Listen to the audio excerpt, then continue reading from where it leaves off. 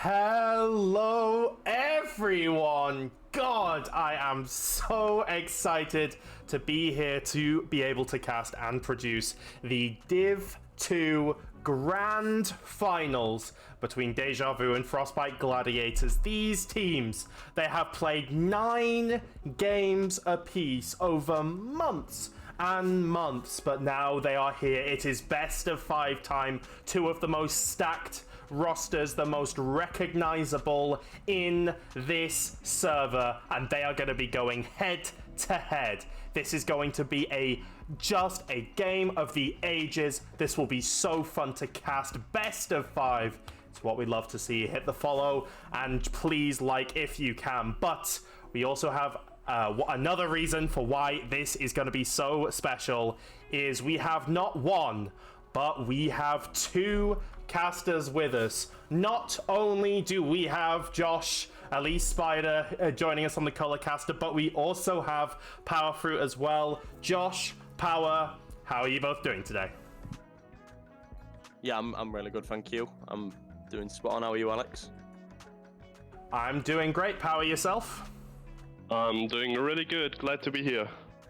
Brilliant, because we've got so much to talk about with these teams. It's going to be lovely. It's going to be high intense. These teams, I know from being in the Discords, have been strategizing all day. We're not going to leak anything. We're going to leak everything. That's what I meant. No, we're not going to leak anything, but we are going to try to leak. We are going to be as impartial as we can. And I think we first should look at DejaVu because, you know, this is a team, you know, with 100% win record, Josh. And I mean, I endeavor, arguably the best jungler the Div 2 has ever seen. I mean, what can't you say about this team, Josh? I think especially I Endeavor is one of the best junglers VL has ever seen for Division 2. I think this player has really dominated the scene in just being really aggressive, really strong carry junglers, and just playing a meta, even when it wasn't really that strong, of just being able to carry with such a strong team around him as well who can help him do that. These players have worked together so hard to get where they are, and it really doesn't surprise me with their 100% win rate.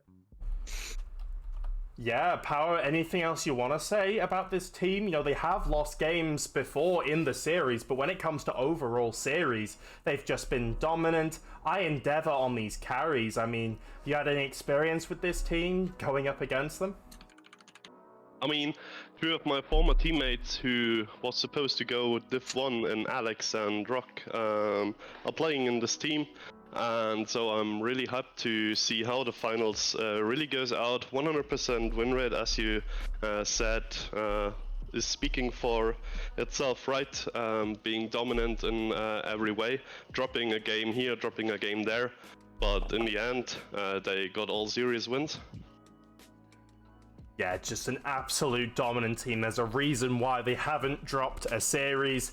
And let's go to our other team that they will be going up against, which will be Frostbite Gladiators. Now, not such a perfect win record here, Josh. I mean, especially one of those games losing to DejaVu all those months ago. But if you just look at these names, Jonjo, Miffy, Goob, Plat Police, and Shenzhen, I mean, for better or worse, they are very known in the VL community and fantastic players at that. What do you think of this roster?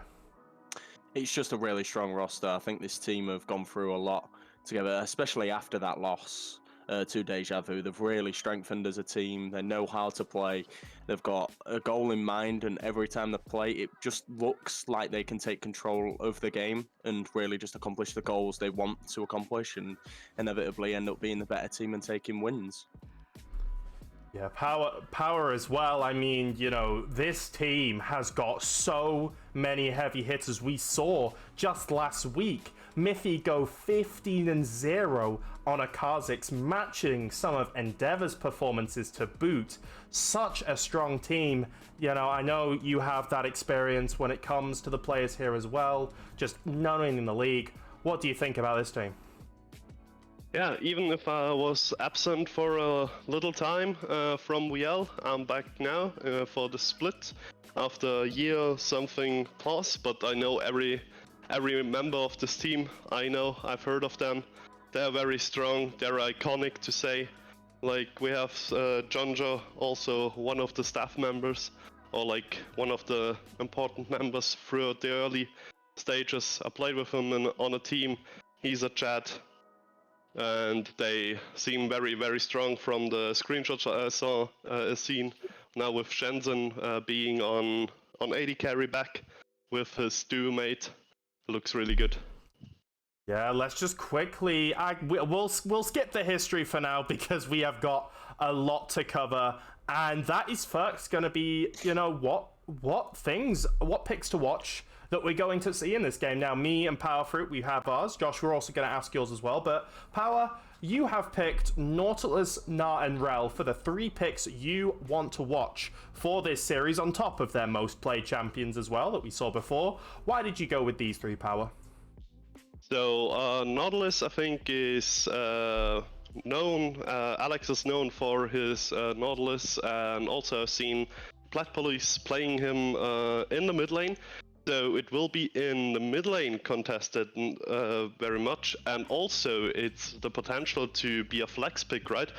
Swap it to support, baiting a good matchup for either bot or mid lane here with the flexibility. The Gnar is played by Arbush a lot and Jonjo too, and Rel overall very, very strong champion, even though she got nerfed this patch again. But let's see if the teams still want to pick her up, because they have a lot of practice on her. Yeah, and there will be that lag going into it. Just quickly before I go to Josh, maybe a pick you want to highlight. I have actually gone for the opposite. I've gone for Aphelios, Milio, and Zeri. So Zeri, that is going to be one of Shenzen's picks. And with Aphelios, that is something that I was looking on the op.gg's, and it was something Rock was playing literally an hour ago, practicing, 4 games of it in solo queue. The reason why I went with these 3 is because when you look at both their most played champions, when you look at their op.gg's, and just the how VL plays, it's very engage heavy, attack and pit comps are what you're going to see 90% of the time. And I think especially these teams are aware of that. So if you see the early Rel combined with things like a Jarvan or a Rek'Sai, for example, the team that is going to be able to pick up the Milio is contested. Both of them play it. Aphelios is more Rock style. The Zeri is more Shenzhen style. But I think when you have... It's almost a mirror to yours here, Power, because I think the team that's going to be able to play disengage and know how to play around those macros, as these 2 definitely do, will be the team that will be able to get themselves the most advantages in these deciding fights. But Josh, I'd love to go to you. Is there any pick you want to just highlight from the teams that you want to talk about when it comes to, and there's a lot, so any you want to highlight? I think there's one champ in mind that, looking at both of these AD carries, they both love to play the Xayah, and I think Xayah is such a crucial pick in a lot of teams, and I just really want to see a lot of Xayah. And I'd love to see Riggs playing the Rel. I think Rel is one of his strongest champs, and with the team that he plays around, it works really well. And I think it would just fit that bot lane perfectly, having Rel. Rel. I was about to say Aurelion Top for some reason.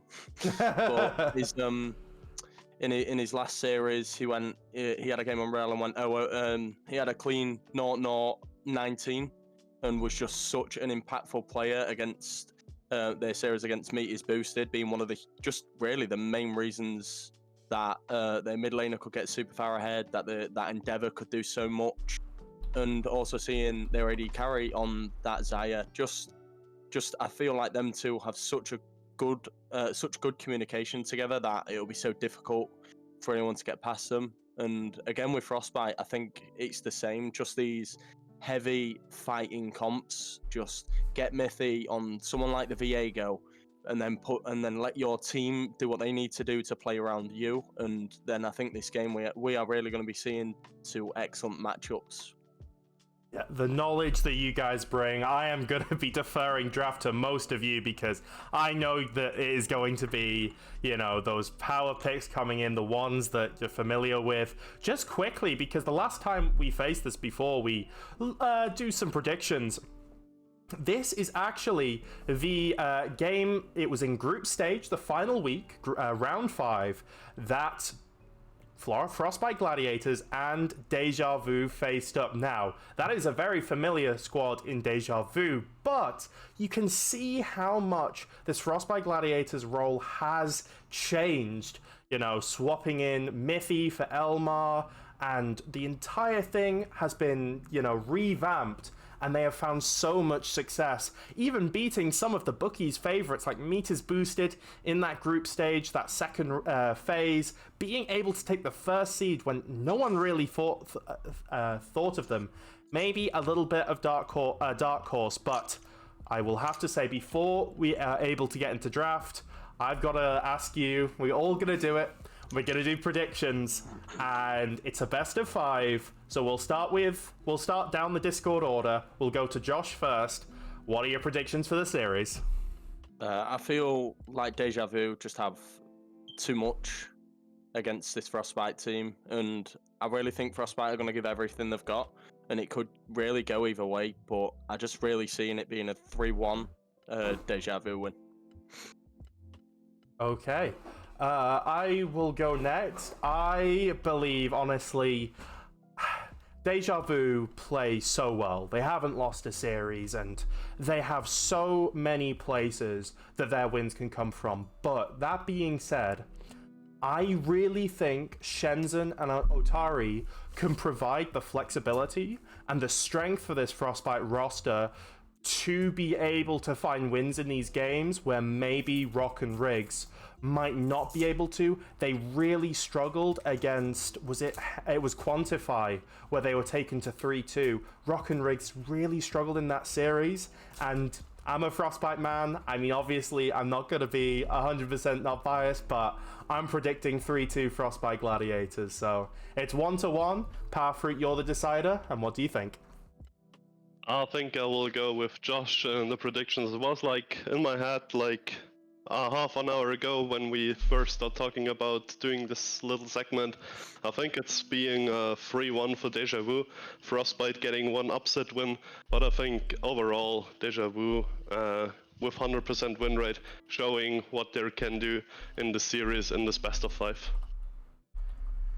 And so there you go. It's 2-1 to DejaVu on the caster's side. What do you think? Who are you supporting? Let us know in the chat, and let us know in the VL chat as well on our Discord. Do sign up and do get involved in that. But we do have a little bit of a problem. You might have seen the stream last week where the website completely died. It was very, very sad. It was also quite funny, given it died midstream. So all these slides and all of the things that you will be seeing has been made by me and also a lovely guy called Zan who's made these slides. So we will not be having the website, and we've tried to make the best up for it as we can and going forward. So please be patient. If there are some difficulties, do let us know. We've got Josh, I think, watching the stream as well, so we'll be on it with that. But yeah, these things they don't take they take a while to make, so just thank you so much for your patience and appreciation. So with that being said, I'm so looking forward to this game. Is there anything, you know, Josh, you think is gonna, you went for DejaVu, is there any specific thing that really clinches for them? Just expand a bit more on that prediction. I just think Endeavour is such a character for this team. I think he is, I can't give Endeavour enough praise for how good of a player he is, and just how much quality and depth he's got in his champion pool. And him with this comp and with this team around him just all seem to know exactly what they need to do. And already having the advantage of already beating Frostbite, I think that confidence and everything else will just come into factor here, where Frostbite have so much more to prove with coming off that loss. They've really found a lot of momentum to get to the finals and 100% deserve to be here. But it's the same for DejaVu, who haven't lost a game. That momentum hasn't dropped for them. This is just where they get to go again, and I think it'll just be a rinse and repeat for them. But I really do hope that Frostbite can pull out something where I look and after game one, I could change and I could think, okay, this is what they're bringing, and they're really showing it on the table. Yeah, thank you. Just letting people know that this is, I'm sorry that the drafting is a little small. I know we've had, confusion in the past when the stream hasn't worked, that we didn't really know whose side was what and what was going on. So, yes, and they do realize that they're on stream, so they are being characters are Frostbite, but regardless of that, so that you know and have consistency with where people are. And I thought that would just be really helpful going forward with the stream, but everyone should also be able to see the champions. So that being said, God, what a load of characters we have. Production is ready, and we'll be getting into this first game of the finals. Music is off because we are into the thing, and they must have been watching the stream because that is a Rumble band first off.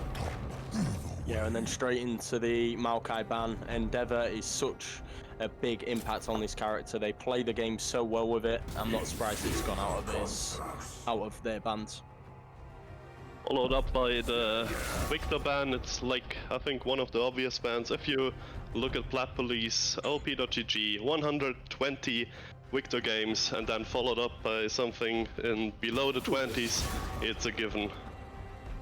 The Gragas is a little interesting here. I mean, it's something that, Albush has played quite a bit. Endeavor has played quite a bit. Also the Maokai as well, but maybe Gladiators have the read that Endeavor might not be looking to play those tanks as Josh is the Nautilus locked in. Without a doubt, that's going on Riggs. I don't think they'll want to play Alex on this tanky mid laner with how everything is at the minute. But Riggs, any sort of engaged tanky support is his forte, and that is a huge pick. That is really perfect. Given over the Sire Rakan though, with the Nautilus first pick, I mean, Shenzhen and Otari are a well-known duo. They play together a lot and for a long time actually. So they pick something that synergizes pretty well, and what does synergize better than the loving couple, right? Yeah, it will be a very strong duo. Good into the Nautilus as well. It has a lot of disengage. The Zaya's disengage with that Feathers Fly is going to be able to dodge things like the Nautilus, but Alex bringing out Blind here, Josh, his most played Aurelian Soul. Yeah, you can just see by his recent games and his last game on it being unkilled 9-0 on it. He is such a big character on this champion. I don't think he really minds what matchup he's going into. Blinding this, for someone as comfortable as Alex on this champion, to me is not an issue for them. Picking up the Swain here, I think it's going to be mid lane because picked into the Aurelian Soul. It's a really interesting draft approach by DejaVu here, giving basically two counter picks away to Frostbite here. Yeah, however, one thing, I mean, Swain, quite a short-range champion. Something Aurelian Soul is going to be nice with his zone control. With those Stars Descend, Swain is going to be exactly in that range for it. But they did get the counter, and this is what Gladiators have cooked up. And it means they get to squeeze this jungle pool, Josh. It is Lily and Java taken away, with the Gnar taken away from Sir Jonjo. Yeah, you can just see the respect from Frostbite to Endeavor. Four jungler bans, four of his stronger picks. It really doesn't leave his pool open with many more options, but there are still a lot of carry junglers there left. On the other hand, DejaVu is really respecting Sir Jonjo on the top lane, getting 3 bans into him. His Rumble, he's well known for the Gnar, and the Cannon as last ban from DejaVu, getting Miffy on his Rek'Sai. Miffy's famous Rek'Sai as well. I mean, last week against Hentai Haven, this thing had like a 10 KDA. It went absolutely insane. Now, Mithy popped off throughout the entire of that series, but we know how strong Rek'Sai is here, Josh, and it will be DejaVu who will have to blind that top laner, and with the dashes from Rakan and Rek'Sai, it could be the Poppy that is picked on that top, but it could go jungle. What are we thinking here, Josh? I think it will go jungle with Nasus being locked in for our bush. This is a really nice pick. I really like Nasus into this comp. Matched by a Tryndamere, though. Could be instant power fruit. If this gets locked in, what are we thinking of the matchup? I think the Poppy pickup was really nice here. As you said, it's against the dashes. I don't think the Tryndamere is going into it because that's one more dash she can interrupt. Really being keen on what they pick, and it's Urgot. I think they think it's against the Nasus. We'll see if there are any shenanigans. Yeah, this could be a Nasus jungle, you know, Trick DG, where you at. But until we have that confirmation, we'll have to see where all these teams and players go. But the Urgot picked up. It's going to be somewhat quite a ranged comp here from Frostbite going into what is a quite melee comp from here from DejaVu. What are we as, I think, is it 20 seconds? Is it the same as VL? Because Endeavor currently has the Nasus. Is Endeavor going top lane on the Nasus and Arbush is going jungle? We have seen these two rotate plenty of times. I mean, that's one of the strengths from this roster, right? They swapping around the three and Alex and Endeavor and Arbush, and we don't really know where is what until we are in the loading screen. But one thing that we do know, Endeavor is gonna be playing Nasus for his first game. It could be jungle, it could be top lane. That is a mix-up and a half. Definitely something he's cooked up. Do any of you have experience with Nasus jungle, or what do we think about Nasus here? Josh, you mentioned that this would be a good pick. Why do you think it would be a good pick into Frostbite Gladiators comp? I don't think it's more into Frostbite's Gladiators comp. It's more for their comp. You look at, you've got the picks like Poppy, Aurelion Sol, Kai'Sa, Nautilus. All these want time to do what they need to do, and Nasus just really increases that. If you've got this guy on a side lane, you need to send two members later game to deal with him. Unless you are super far ahead, there's no one really on Frostbite Gladiators team that I look at, unless Rek'Sai gets super far ahead, Aegot gets super far ahead, or Swain, that'll be able to deal with a full late game Nasus on their own. Also, if this Nasus is going up into the jungle, don't forget that every monster he slays is counting as a major minion, and he's getting more stacks than he would be on the lane. It's a very scaling jungler, I would say, compared against the Rek'Sai, who really wants to be active in the early game. He wants to gank and spam ganks, right? That's what she's known for. So it will be really interesting how DejaVu will keep up the pace against the early aggression from Miffy.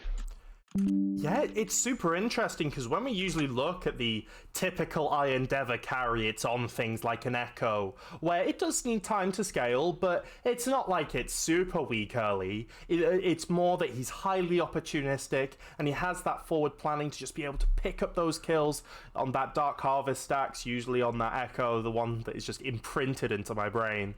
But this Nasus still very much a carry in and of its own. If you've ever faced a doggo with 700, 800 stacks, you know Nasus can be a carry, but more of a carry in the sense that Endeavor is betting that Miffy will not be able to punish him enough in the early game, and he will be able to keep his farm up enough so that he will be able to naturally out-carry Miffy in that mid to late game. What do we think about that one, Josh?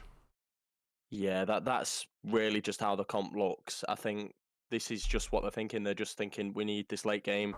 We just need Endeavor to wait, just to keep getting camps. If you somehow get pushed with Poppy or with Aurelion Sol, invading the enemy jungler, just keep pumping everything into this Nasus. So as soon as 30 minutes comes, late 20s, this Nasus can just go and do what he wants, and there's nothing really what Frostbite can do against it. Josh brought up the scaling. I think the scaling on DejaVu side is really strong here with the Aurelion Sol, with the Kai'Sa, with the Nasus. Even Poppy gets really tanky. The Nautilus also goes up and up and up. What do we think about the scaling in compared on what Frostbite has to offer? I'm gonna throw that to Josh because for me it just doesn't seem like it seems like this is a team comp that has really got to get going in this first half of the roster. And in fact, that is going to be like my personal answer. But one thing I would like to ask is we are hopefully going to get into this game for the first game in this series versus DejaVu and Frostbite Gladiators. What are our predictions for this game now that we know the draft, Josh? Now that I see jungle, I think it honestly just depends on how this first 20 minutes goes. And Power?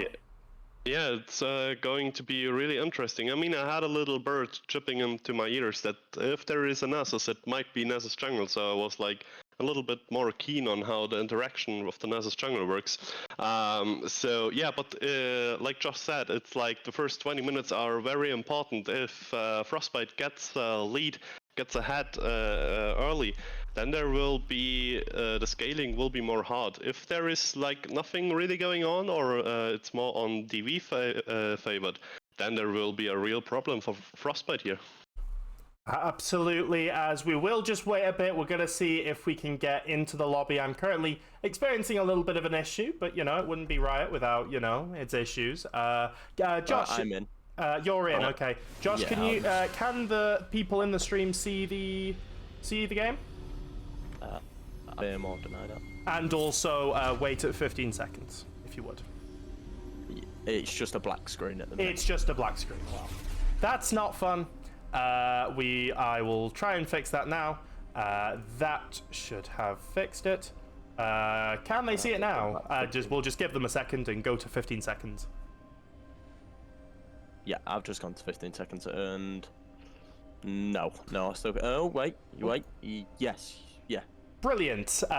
Sorry about that one, folks. All right, if we're all at 15 seconds, I'll just say 3, 2, 1, go. And we are off for the first game of this season, this clash of the Titans between DejaVu on the blue side, Gladiators on the red side. Gladiators going for this shorter range, more explosive comp. It's got that pick style. It's got that one where if DejaVu, they make those mistakes, if they're rusty, they'll be able to capitalize on it. We'll have to see, because Josh, what matchup are we going to be looking towards to really determine how this game is going to go? To be honest, I think again it's just seeing where these junglers path to and how well these two do. You've got Mythion, one of his signature champions, and you've got Endeavor playing a champion what not many would say is going into the jungle, but who can be really impactful later on. So I think how these two do and how these two play the game will be crucial for either way of the game. Also, the bot lane matchup will be really interesting, and Xayah Rakan having a lot of synergy, and the Kai'Sa Nautilus also have a really good synergy. Also, there is so much build variations with the Kai'Sa at the moment. I've seen last week, I guess there is a new build with Strikebreaker Kai'Sa. Maybe Rock picks that up too. I don't know. I'm really excited to see what he's going to cook here. Yeah, and Endeavor actually resetting the red buff here. I don't know if this is some tech that has been pulled off. That might just be a mistake. Has anyone chime in to... I think he was waiting for Poppy to ward the red before doing it. I think with that ward and where Swain was walking to, he was quite worried that there was a potential late invade from Rek'Sai to take the red buff from him. And...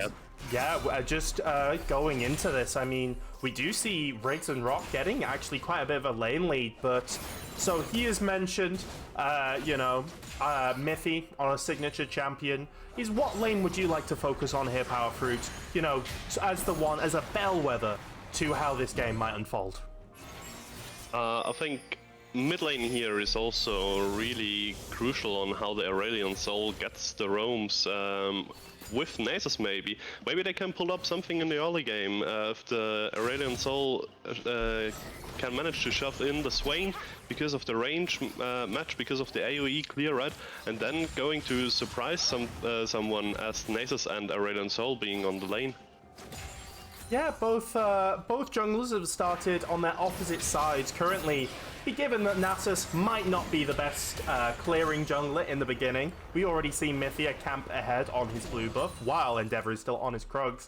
And it's going to be really interesting because both of these lane junglers, they have gone to their opposite sides. Is there any side preference, any jungler preference that you prefer here? Bit of trading in the mid lane there, Josh. Yeah, I'd much prefer seeing these junglers play for this bot lane. Oh, meanwhile, Mithy is flashed in. He will. The Goob will miss the damage, but it will be the first blood onto the Rek'Sai. First blood has gone to Gladiators. Yeah, absolutely perfect from Rek'Sai. Just flashing into the Aurelion Sol, stopping any sort of disengage from him, forcing the flash, and then conceding first blood. Also, being a little bit off the most preferred gank time because Rek'Sai actually skipped the Grump and going straight to mid after blue buff and securing the scuttle right now and applying pressure on bot lane. Yeah, just got that early little pressure. Rek'Sai actually waiting for that ward outside of vision, but Rock and Riggs, they are an experienced lane as it is. In fact, Riggs will actually just straight up check it. Mithy will be discovered, and he will just tunnel out with that one. But first blood and momentum goes to Gladiators here. How do you want to see this go? How do you want to see Mithy use this lead here, Josh? Again, it just needs to be really abusive now to this mid and this bot lane. Top lane is just Poppy. I can't see a Rek'Sai really catching the Poppy out at all. So he's just letting Aegot farm up until he can become more useful for his team. But if he can get this bot lane ahead as he has this mid laner, then they'll be in such a good position for the game going on. Yeah, as you mentioned, like top lane will be most likely an island. It will be crucial to see how the pressure gets applied. Where does he want to get the additional pressure on with the kill, with the early lead, who's like so big for an Rek'Sai for an early game, gank spamming jungler. Seeing actually right now he's on the second clear and finishing the Raptors, waiting, luring for this Aurelion Sol in the mid lane again. I endeavored, you know, both junglers actually doing the same thing right now. Hiding in a bush, waiting for a mistake. Nasus with that wither can be so brutal, but in the mid lane, Mithy will get a knock up again. Alex does not have flash, and that will be a kill towards Swain. Plat Police, and Alex is taking a beating here, Josh. Yeah, again, just really, really well played from them both. But we do have a fight on the bot lane. There will be a little bit of trade, and Rock gets rooted, has to use the flash. Will still have the ghost as they turn onto Riggs, but it is a trade going towards, favored towards the side of Gladiators, picking up advantages. Sum that one up for us, Josh. And how Gladiators are just putting the pressure on in this early game. Yeah, they're doing it just how they need to. They need to keep pressure up. They need more. They need a lot more because again they are against such a late game comp and the scaling from DejaVu. But we do see a trade in top lane. Ultimate being used. He has to flash away, but that is ultimate down from Arbush. Jonjo Dill will have his, so he will be looking to back and then using that TP as Poppy does able to disrupt his recall. Was threatening the dive, and you know Poppy, if you stand next to a wall, if she's able to disrupt you, it is very much over. Arbush looking for even more on that top side, just not giving Sejonjo an inch and losing power, a lot of CS as a result, bringing it back for Poppy. Yeah, actually playing on the information that Rek'Sai was bot side trying to invade with the Swain on the Raptors from Nasus here. Also, we have like the early game power of Frostbite, but we have the scaling on the other side of DV. I think they just need to cool a little bit down, having the wards placed for Alex, who's really struggling at the moment. His flash coming back up soon, but I think DejaVu needs to stop the bleeding already here. Yeah, and just with Nasus, however, when he is able to get that level 6, he will be able to come in with that Predator rune. You often see on immobile junglers just being able to close that down. You sometimes see that on Annie mid as well, just being able to close that distance without necessarily using your flash. Of course, Josh, Nasus not having the flash this game, opting for the smite and ghost. Yeah, I think that's just more so as soon as when he becomes more of a relevant champion, he can just start running people down without the flash. If he gets caught on, again, it's more how much items does he have and can he survive? I think the only really positive from Frostbite, as well as the great ganks from Mithy, is Nasus can't really do any ganks until level 6 now, and even then the ganks won't be as crucial without the roaming from Alex, but Alex just is not in the position to be able to roam anymore. Yeah, those early ganks really got at his power. I mean, he's at the moment he's down in CS, and if I'm looking at the gold right now, he is already 600 gold down. That's not I think how this lane should be. I'm not a mid lane main, but I think they planned it a little bit different. But Arbush on top lane looking really strong here, holding his position alone, while the rest of the team is a little bit suffering right now. With that Bramble Vest, Arbush is going to be doing so much damage to Sir Jonjo just simply by having Urgot attack him. So it's a very good item against Urgot, also Fiora as well, just for that anti-healing as well, that Urgot loves to stack, both in League of Legends and in TFT, but that is regardless, as I've been spamming way too much of that. But into this game, and who is coming out on top right now? Because we did see that dragon just go towards Gladiators. They had the lane pressure, and it obviously DejaVu didn't contest Power Fruit. Is this how Gladiators want this to go, or do they need a little bit more? I think go on, Power Fruit, after you. Sorry.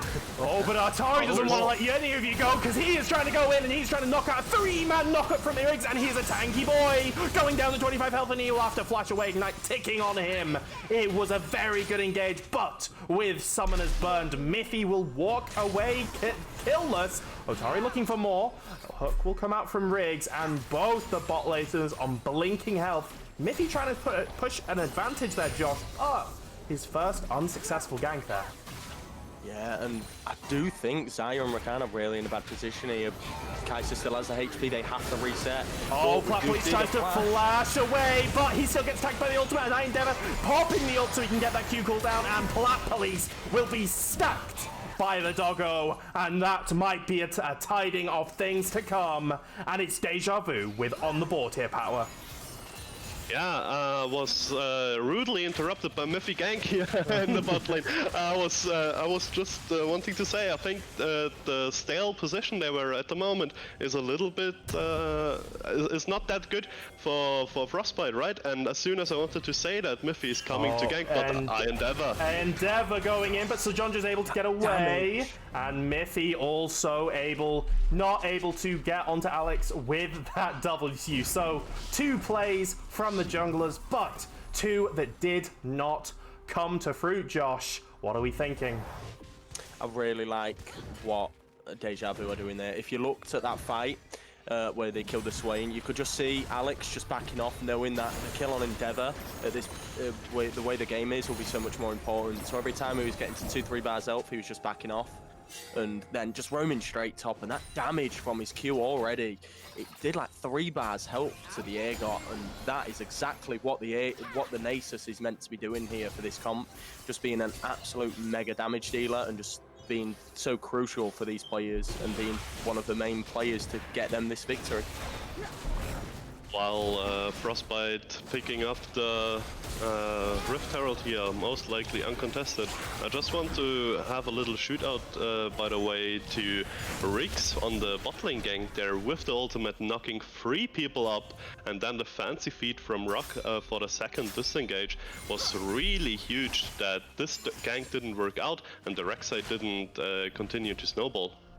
We saw that before as well. Just before that Rift Herald was taken by the Rek'Sai, it was dead even gold at 30 minutes, and you know Nasus will have that infinite stacking.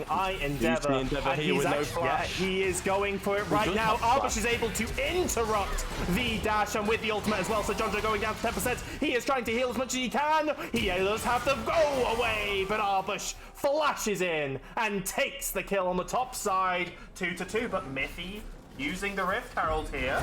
Might be going for a dash here, a dive here. We'll see how this goes. Otari going in, and it will land onto Riggs. Not who you want. They are now turning onto Rock as he uses the ultimate, uses the flash to try and get out, but it's one already.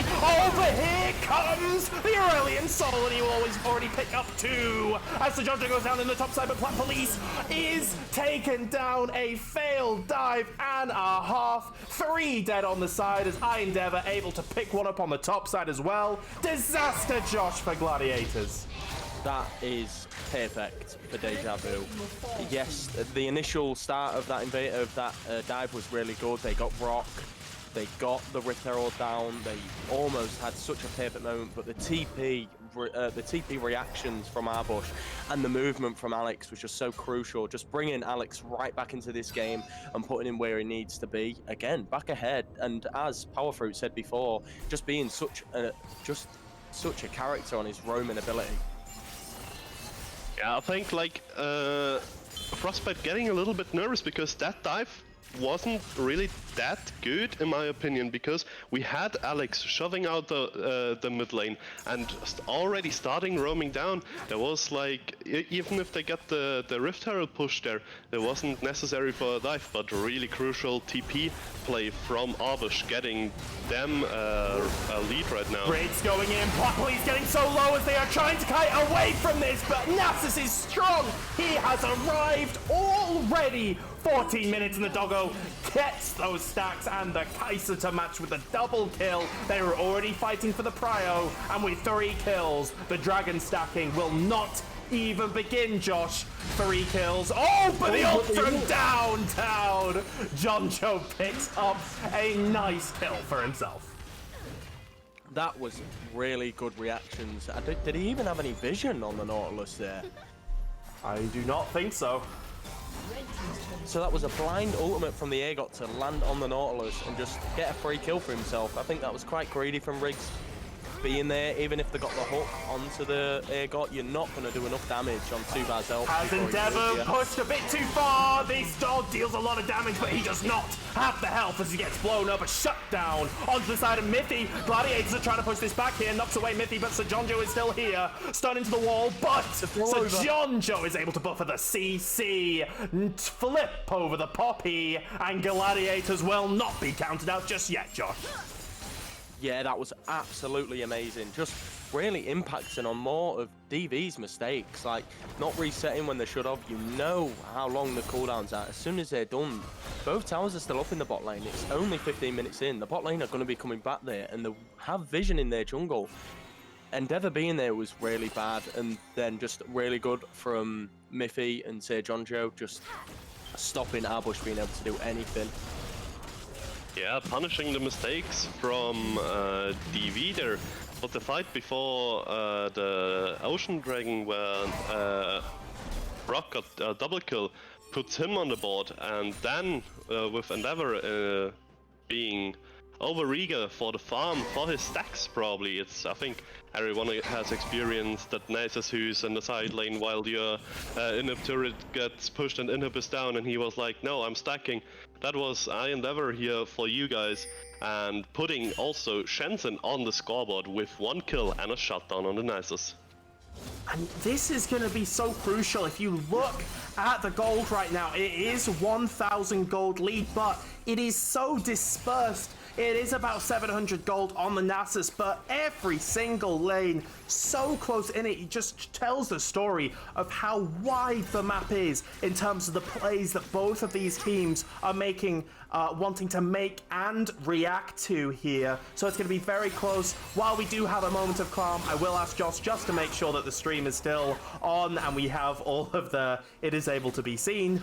But regardless of that, yeah, we do, yeah. We do. That is brilliant. And thank you all for watching. this might be slipping away here from Gladiators here, Power. What do you think they've got to do? But it is Atari locked up. He goes go for the knockup, but he's able to get two now with the quickness. He's able to dash out, but in the mid lane, Alex will go down. Back to the here, and it is the Rakan who has gone down, and the Xayah will follow him. So Jonjo getting a little bit. Can they get the hook in? Yes, they can. Police is able to do it, but the lovely interrupt of the dash. So Jonjo trying to go in, trying to use the ultimate, and he will do it. It's a mission impossible, but able to escape with a kill as a very different set of plays on the map there, Josh, for both teams. Yeah, that looked so good for Frostbite, really just getting straight behind the Aurelion Sol and just taking him straight out of the fight. But then Poppy coming in when you know your bot lane and your jungler's there. This is a 3v1 situation. You're not an aggressive top laner. You're a tank. You're a frontline tank. You're playing it very well. You're keeping your lead up. That 3v1 just really basically just gave Jonjo another free kill onto his Aegot, and all of them getting away, but the huge counter from them in the bot lane, picking up, is that two towers, and obviously 2 more kills onto the Kai'Sa. A really strong 2v2 situation there by the bot lane of DV. Rix finding the Rakan with the hook, then the Rakan trying to re-engage, almost got out with his insane mobility, but then Rock really turning up one shift, right, and getting a double kill there. Nasus also comes down for the support. Also a little bit like the helping syndrome from Orbish here, I think, with TPing and trying to help us Aurelion Sol. As Josh beautifully said, it's a 3v1 situation and just giving 1 kill more to the Urgot here. So we're currently at 19 minutes in the game. We've got 1,000 lead on the side of DV, which isn't a lot, but if you consider that time is on their side here, they will continue to get stronger, and it is Gladiators the one who have to make a play. How do you want to see, I'll go to Power for this one, because how do you see Gladiators come back to this? What would you be saying in comms to make those next plays? Do you give up this dragon? What objectives do you fight for? How do they play the map here, Power? I think you really want to give this Cloud Dragon to DV here, because it doesn't gain you anything at the moment as you are Frostbite here playing the map good. I think you should try to do things about the Urgot. He is your strong point at the moment. Let the Xayah scale and farm up a little bit. Let the Rakan maybe roam with the Rek'Sai, with the Urgot, and creating some plays on the map on the where like Nasus and the Kai'Sa isn't. So they really can go into it, getting picks on the Aurelion Sol, who's like no flash at the moment. With the Rek'Sai, Mithy done this in the early game 2 times, so it can happen again. And we will go as, oh, it is, the tower is almost down. It is so low, but they will be able to get that little bit of pressure. That Gladiators will have that anchor to be able to move around this close jungle on both sides. Gladiators will have a bit more safety, but even with that play on the top side, it is currently 200 to 100 gold in it here, Josh. So they have pulled this back a little bit with that play. I think they're starting to really see where the strong point is in this Aegot. He's just coming onto his, well, he's just getting onto his second item now with the Sterak's and the Black Cleaver. You are going to need multiple numbers to deal with him. Poppy won't be able to deal with this on his own anymore. It's going to take more members, which is going to really put a scaling comp out of time to scale, because you have to deal with such a big, impactful champion like Aegot, which can be so crucial for DejaVu. Yeah, and Frostbite doesn't let go the mid lane turret here, it seems. No, it provides you vision. It does. I mean, it is basically a placebo tower at this point. Might catch them out, but as for now, as Mithy is looking for a big engage. 2 TPs coming down from the side. It is a 5v5 here. Shenzhen uses the pedal supply and he will be able to get out, but a huge ultimate from Endeavor is getting a lot of damage down. 2 down from the side of Mystics with 2 going as well. Nasus is down, and this has been the fight. The Gladiators need knocks away the Swain, but some supportal combat will bring Frostbite. It was a bloody one, Josh, but 4-2. Gladiators will not go down swinging.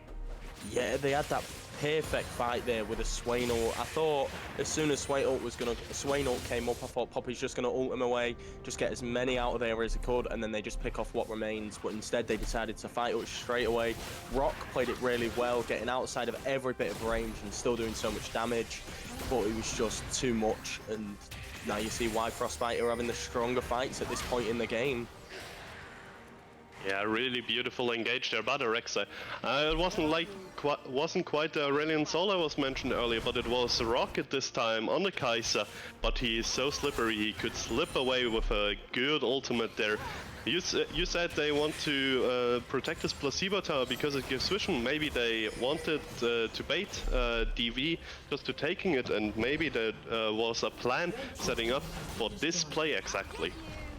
Well, Alex just walks up, takes an auto for a lot of gold, so that will be helpful for them. But yeah, a fight won, and it's dead even gold still. Gladiators are going to have to make so many more aggressive plays if they want to try and turn this game around. So, question is again, where are we going to look for these leads for Gladiators? Because right now we have our 2 items coming in for all our main carries on most teams here, and that just signals that the power spikes will start to come through for DV, Josh. This is where I think Frostbite's peak point is. This is where they have every advantage all over the park. This is where they need to do so much.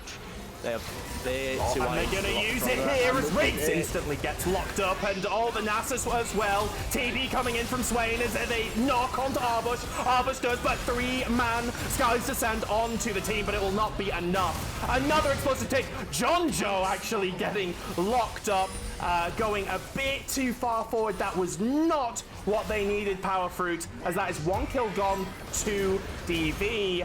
What will they be able to get for this? Yeah, Urgot being there a little bit desynchronized with his team, being all the way in the backline while they getting the pick on the Nautilus, not respecting them not having vision. The Baron is up, so there is always a potential Frostbite being there. As Josh beautifully pointed out, they are on the peak of their comp right now. They're very strong, and now they're looking for something else. Rek'Sai going in, trying to just burst down Alex, but he will get out. And Rock trying to get as much down as he can. Jensen is fighting with Endeavor, but that is going to be a losing battle as the Nasus is so strong. Rock able to take on Black Leaf as he will go into the Zhonya's, and in the top side, it is a Jonjo trying to fight Endeavor, trying to tame this dog, and Otari will knock up, but give his life in the process. This is the fight the Gladiators were trying to avoid. And here it is. It has come. 4 dead and Baron on the table, Josh. And Arbush looking for even more onto Mithy. I don't think he will be able to get this, but it is insult to injury. No, I stand corrected. No, I was correct initially. Arbush actually almost going to get locked up himself, but that does not change the story's main focus, Josh. Baron for DV. It just seemed like Frostbite wanted to do too much there. They won the fight, and then they looked like they was going to Baron, but they just seemed so disorganized. Then Mithy's solo going in against an Aurelion Soul into a team where they've just reset, and then all of a sudden it just falls apart. Frostbite staying on solo HP, just being really disrespectful to the damage that DejaVu have, and now it's costed them a Drake and the Baron, and a fight.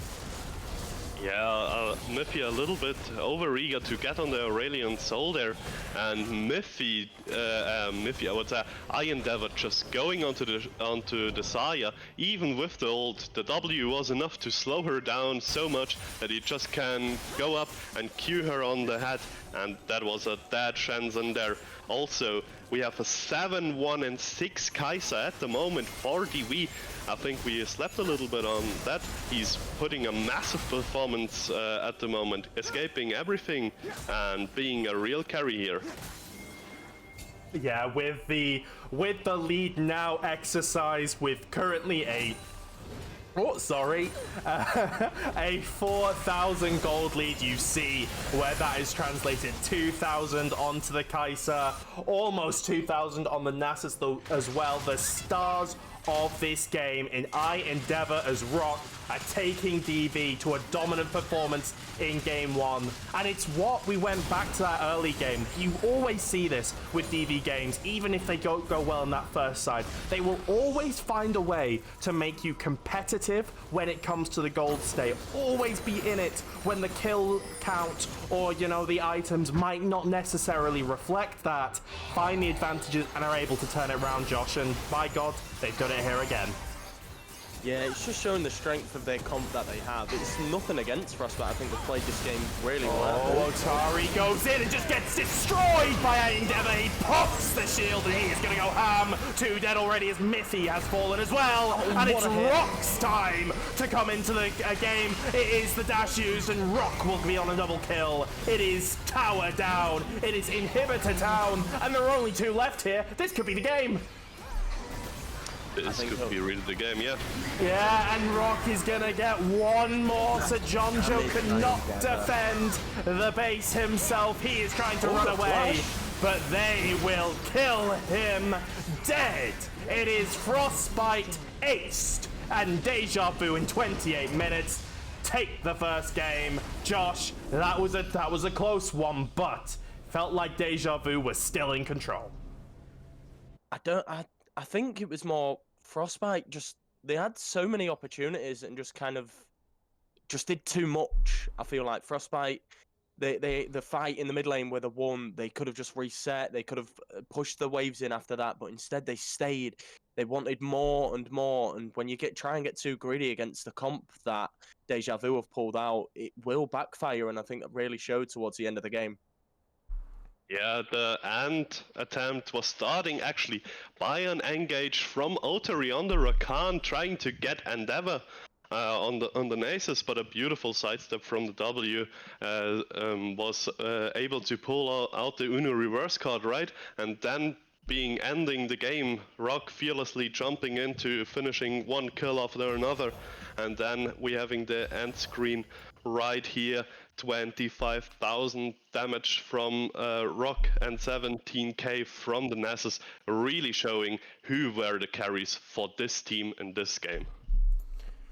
Yeah, we will be taking... It will be a little bit of time before we get into the next game, but I mean, it was a very good game from DejaVu, almost spotless. There were mistakes, individual mistakes, but on a macro sense, on a draft sense, it really feel like DejaVu had prepped for this team comp that Gladiators could have come out with. How do you think you want Gladiators to respond here in this second draft? I think they really need to look more at how they can play a game and what their strengths are. I feel like game 1, they made some really good plays. They had a really strong early game. They were starting to take control, but they just didn't do enough against the team like that they was against. You need to punish. Miffy should have been bought a lot more. He should have been mid a lot more. 2 ganks on a Aurelion Soul just isn't enough for a Swain. You need to constantly go there. If you want to be the carry for your team, you need to abuse the 2 lanes where you can do that. You have Zyrakan and you have a Swain who's ahead. If he punished this enough early on, then it would have just been too much for DejaVu to deal with. And I just think the mistakes fell through from his behalf to where Endeavor just kind of showed. And of course, Plat Police and their team. Howard, what did you think? Was it a draft perspective there? Or was it just, it was 2 different comp identities and DejaVu had it? What do you think are the lessons to take from Gladiators in that game 1? I think it was really 2 approaches to the game as we seen and we tried to figure out during the draft, right? We had DV with the scaling composition, we have the Nasus, we have the Aurelion Soul, we have the Kai'Sa who's known for her late game, and then on the other hand, we had like the Rek'Sai, we had the strong duo in the bot lane with Rakan and Zaya, who are also not scaling that bad, right? But like if you compare every single champion to his counterpart, there were a lot more scaling on DV side here. And as Josh pointed out, I think there was just a little bit too less to do from Miffy or from the whole team to put it over the edge. They had the advantage, but it just wasn't enough to get them going into the mid game and having more gold and beating around DV with the wallet, right?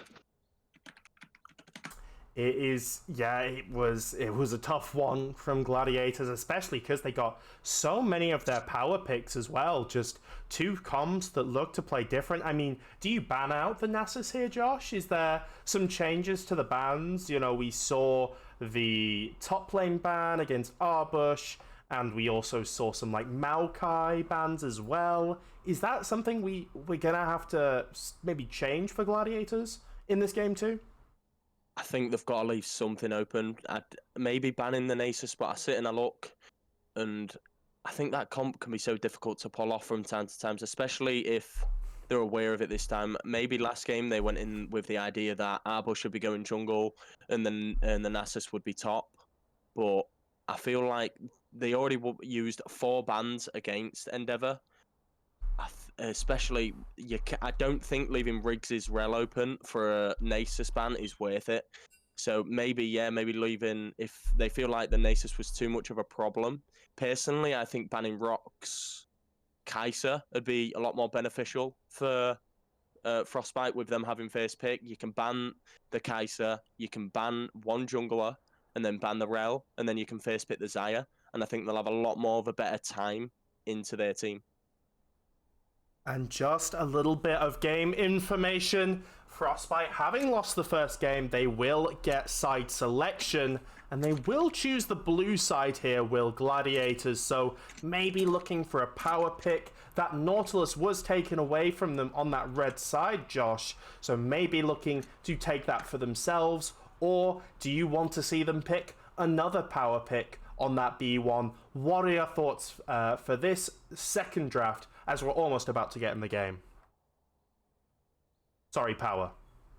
Yeah, I think like the Nautilus is really contested, as you pointed out, and I think if we're looking at who can play it and what this champion can do, I think this is the one pick to look at B1 for this series, because of the power it brings, of the flexibility it brings, right? Even though he's not that good in the mid lane anymore, it still brings that little bit of cautiousness into the enemy if you're going to approach the draft. I'm not even slightly giving these guys a chance to have their chat on the screen, and there's nothing bad in there right now, but I'm not gonna make it a habit. Let's just say that, to have them be able to say we have some characters and a half, some real just showmans of VL, just completely integral to the life, socially, and some even managerially, just to VL.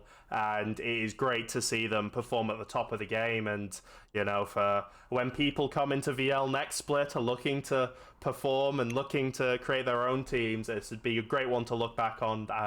Maybe just a little bit. Do you guys have any stories about any of these players?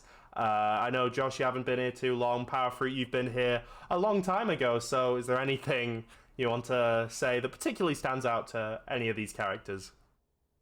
I mean, on the DV side, you have so many high impactful players over the years. There were controversy about them. There were like hype about them. There was like everything. Arbush having DV as an orc for like as long as I can remember, really, and putting up the team like 1 week before the split starts, right? It's a really good story out of them.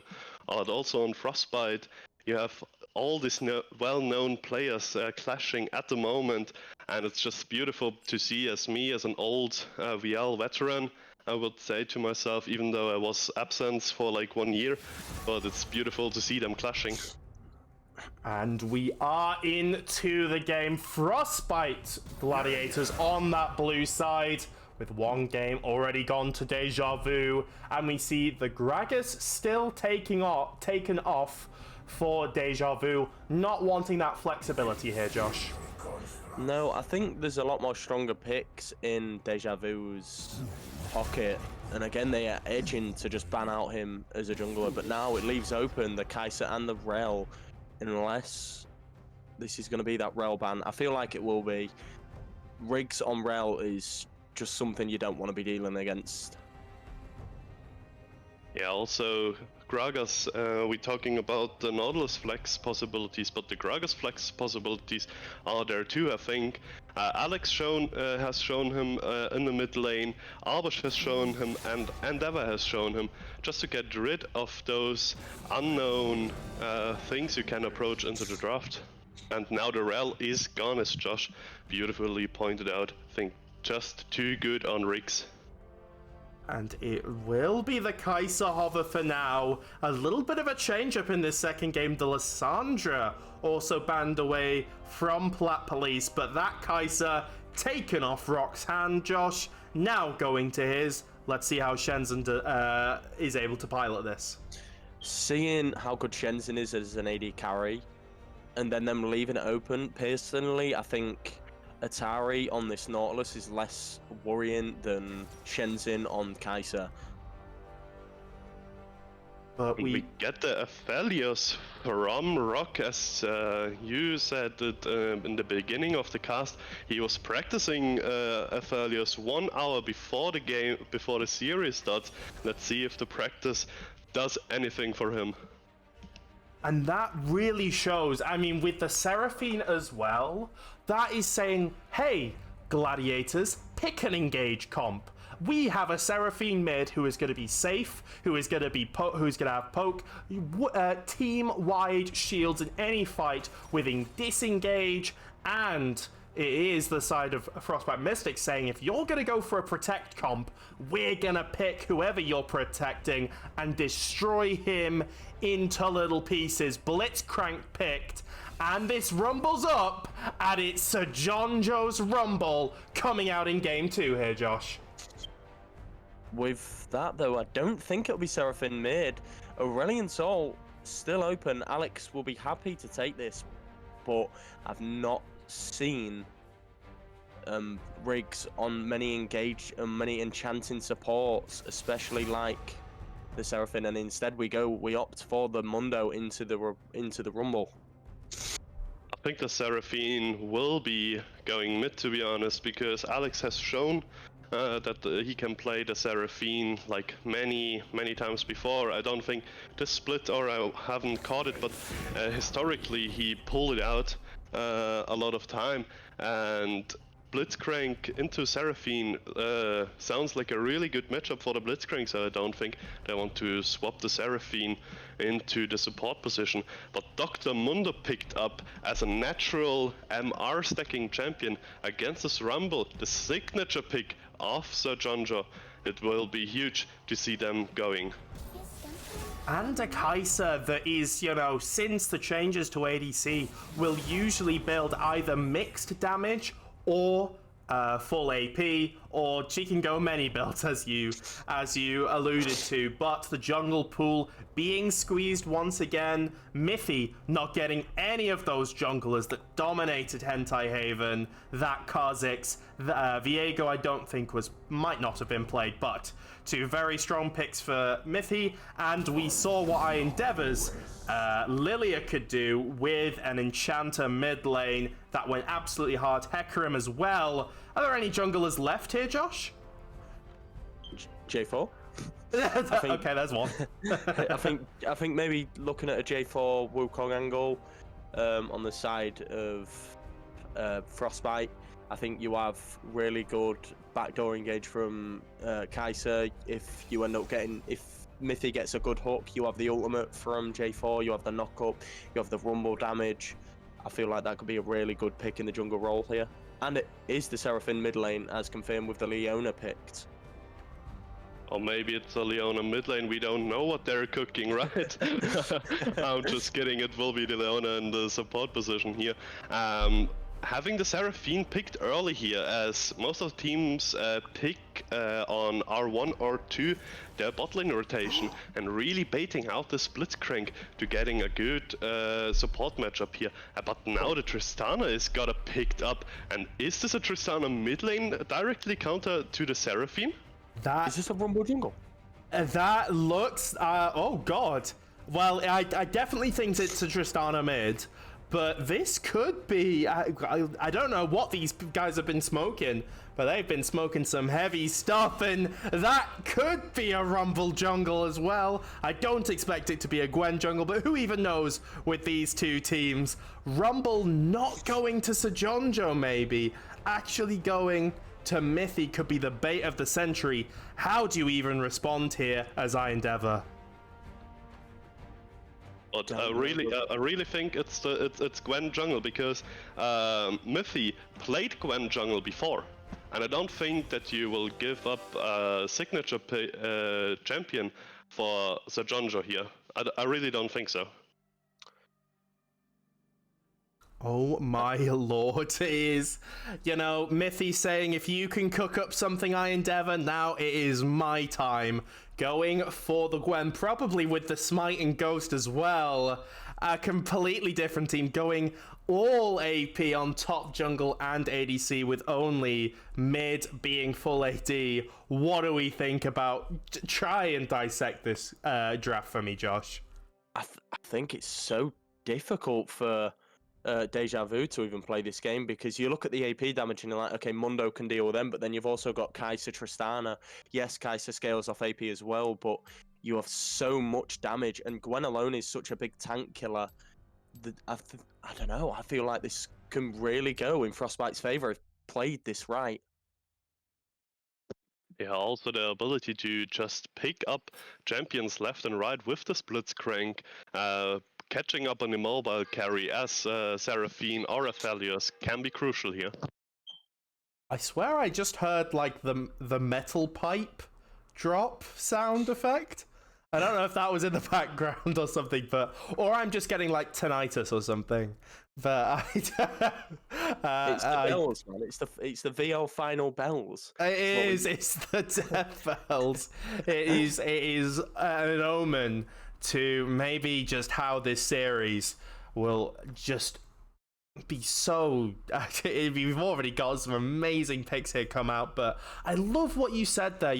This Seraphine and Aphelios, even the Nocturne, if he's not fast with that spell shield, gotta be so wary because it's such a high damage, bursty comp, and you will have the damage to do that. Tristana, Kai'Sa, Gwen is gonna be so good, and you can see every single one of these lanes, Josh, played around and getting a head and a lead that will be impactful across the map. Yeah, you can really look at Frostbite's comp, and I think the only thing they're missing is that big frontliner. But if Jonjo builds right, and he has done builds before where it's just been so difficult to kill as a Rumble, and it's not even just that, like, you can say that they don't have a front line, but their comp is just, like you've said, Blitzcrank grabbing someone and them killing that person before he can do anything about it. So it's more them wanting fights to be 4v5s before fights even happen. Also can confirm it was the official VL church bell living nearby to me, and I have my window open. So what better thing to start to get starting in this game, finishing the draft with the bells ringing. Yeah, but having those immobile champions will be really crucial. How they going to position in the team fights, if they even want to really team fight here. I think you have the pickup ability from both sides with the Nocturne. Lights out and away we go, right? On this jungler can create a really disturbance.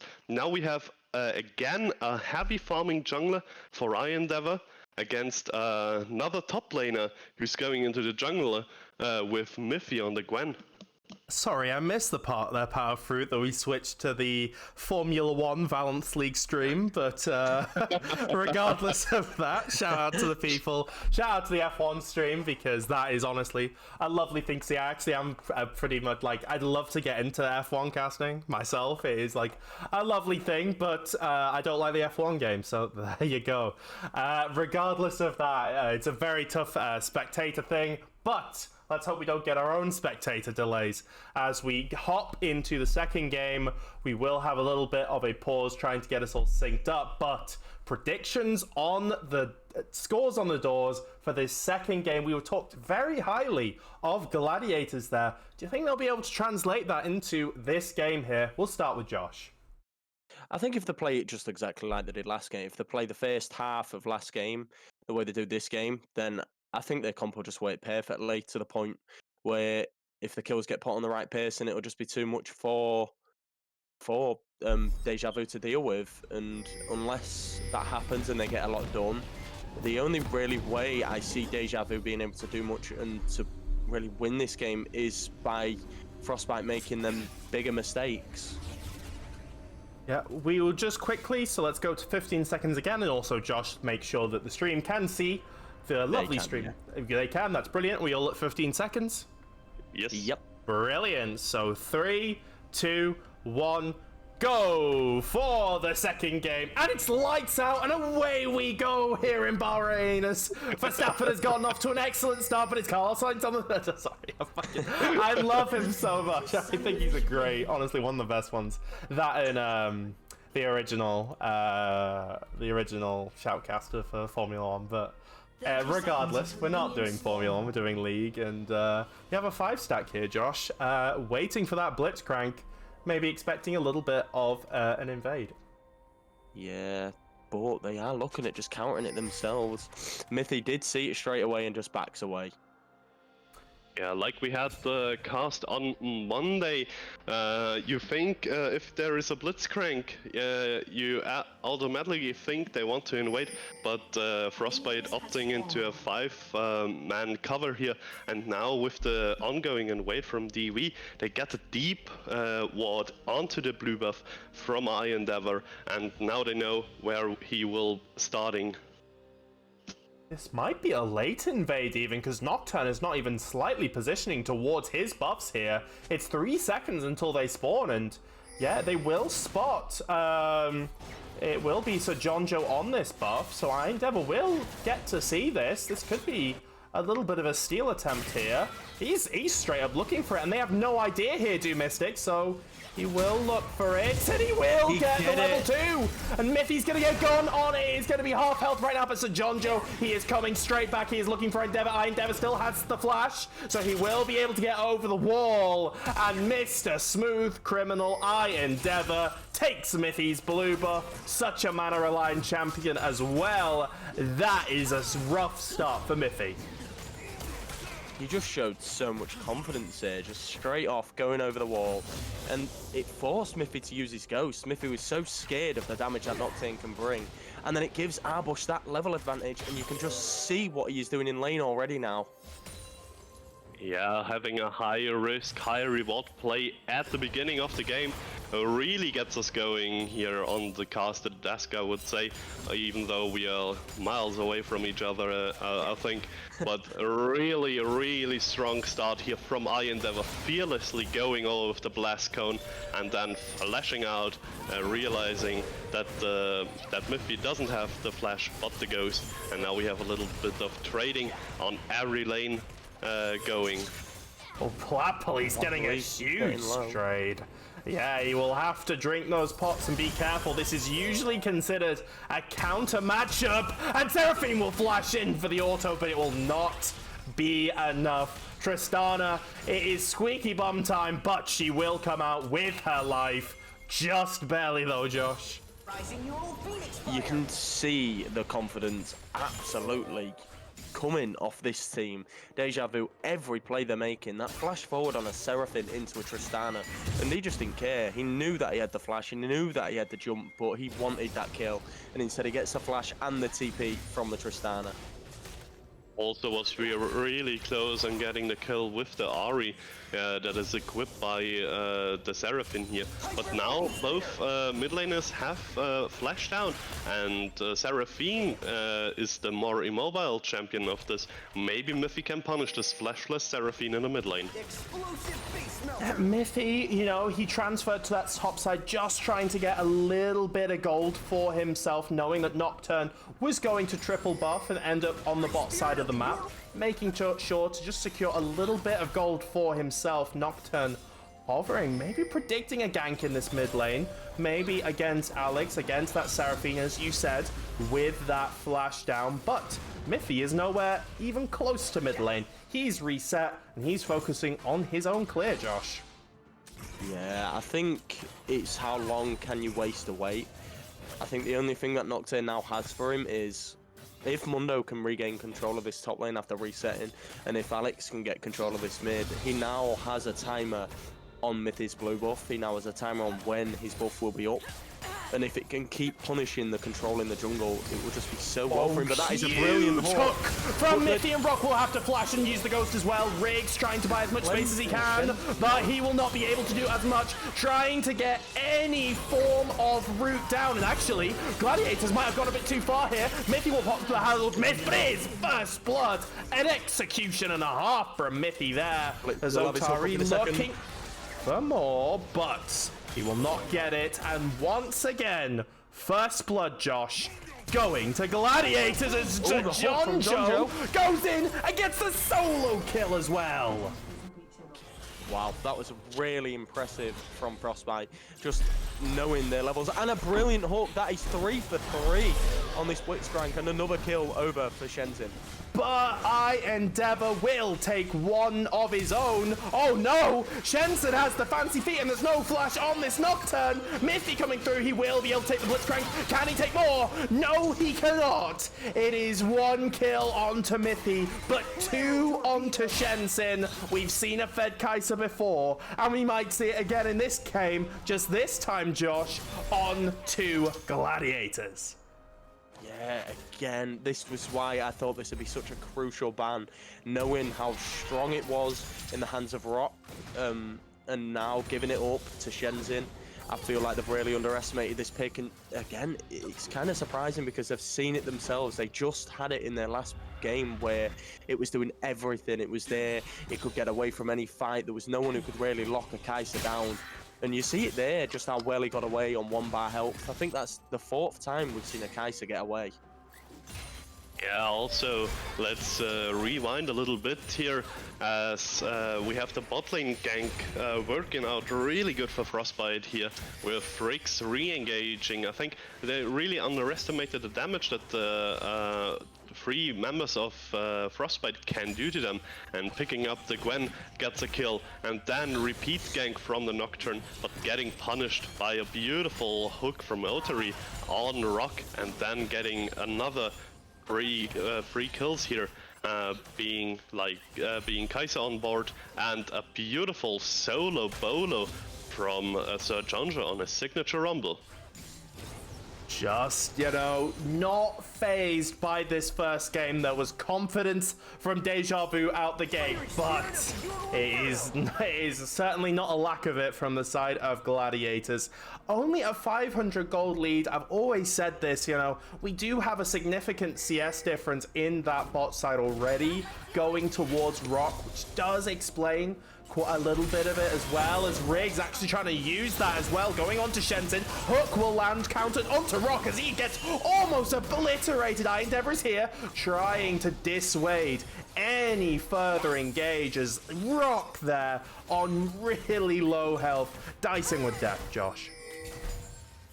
Yeah, but I don't think this fight is done. You have Tristana here, you have Blitzcrank coming up. What? Yeah, but is this going to be overextending from them? Blitz walks up, but there's no Tristana, there's no anything. He gets taken down and just caught overextended. Didn't see where Plat Police was, just decided against it. And in fact, Seraphine will just get a straight kill, and Iron Devil come in and pick that one up. Don't ever count DejaVu out at any moment. 2 kills, Power Fruit, and it's gone straight back to DejaVu's hands. Yeah, seeing 2 mistakes here, I would say, from the side of Frostbite.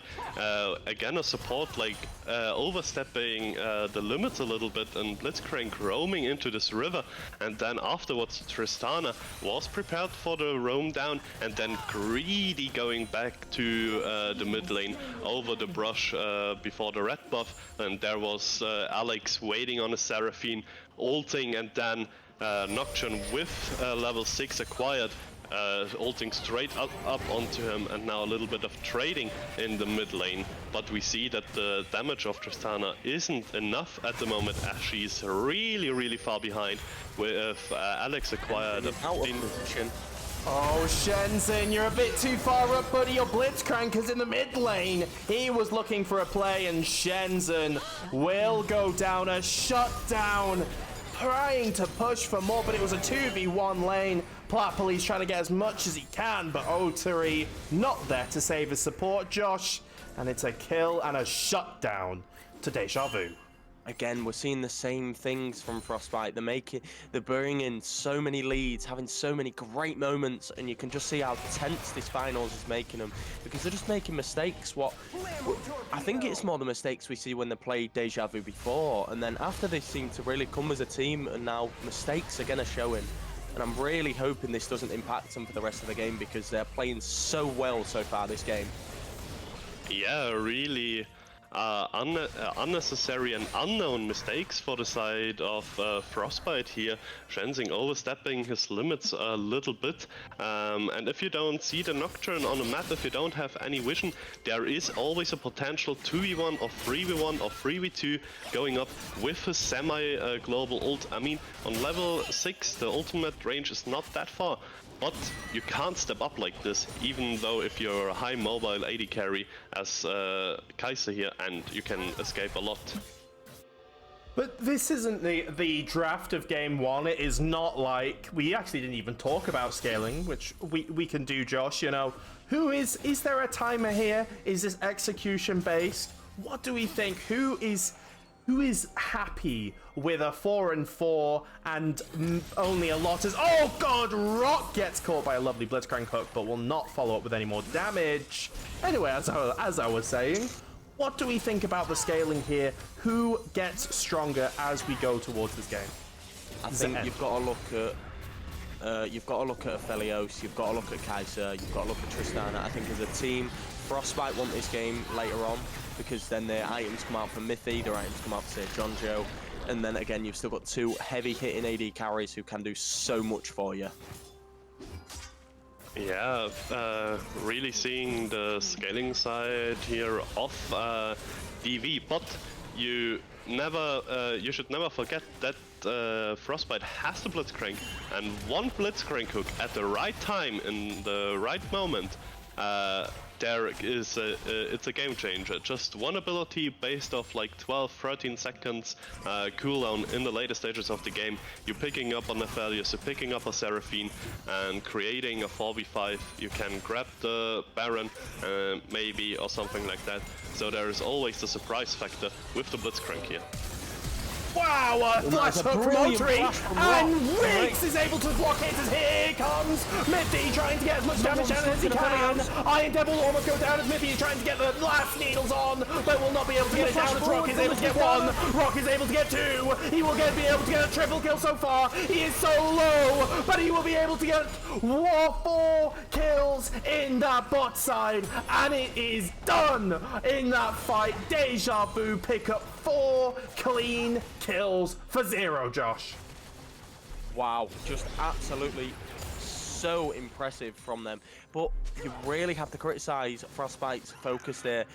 I don't know if Aurelian saw if Aphelios was just out of vision, but he was so close to everyone there. And Riggs, by the way, his flash in front of the Aphelios to stop the Blitz hook, absolutely crucial for that fight. So Aphelios could stand by the side, do everything they needed to do, and then get so much damage off, and then ultimately just win that fight due to just really being so strong between each other. If this man on the Leona race for this flash in front of his carry being really the turning point there, with the Nocturne being there for getting the play in, and as you said, like the focus, I can't really remember how it was, because if you were on vision or not, but Aphelios surviving on a sliver of health, and now Rock is again in a position where he can carry, where he can take this game on his shoulders with Iron Endeavor.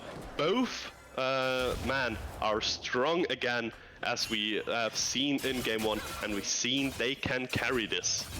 I think we've also just seen the quickest pause and unpause I think I've ever seen.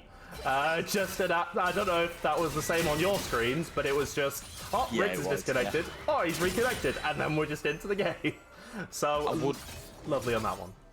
I would like to mention Aphelios' 30 CS lead after being in quite a difficult position after Kai'Sa got these 2 kills. Shenzhen was playing this so well, and again, I think just little mistakes has just put Rock fully in control for this bot lane.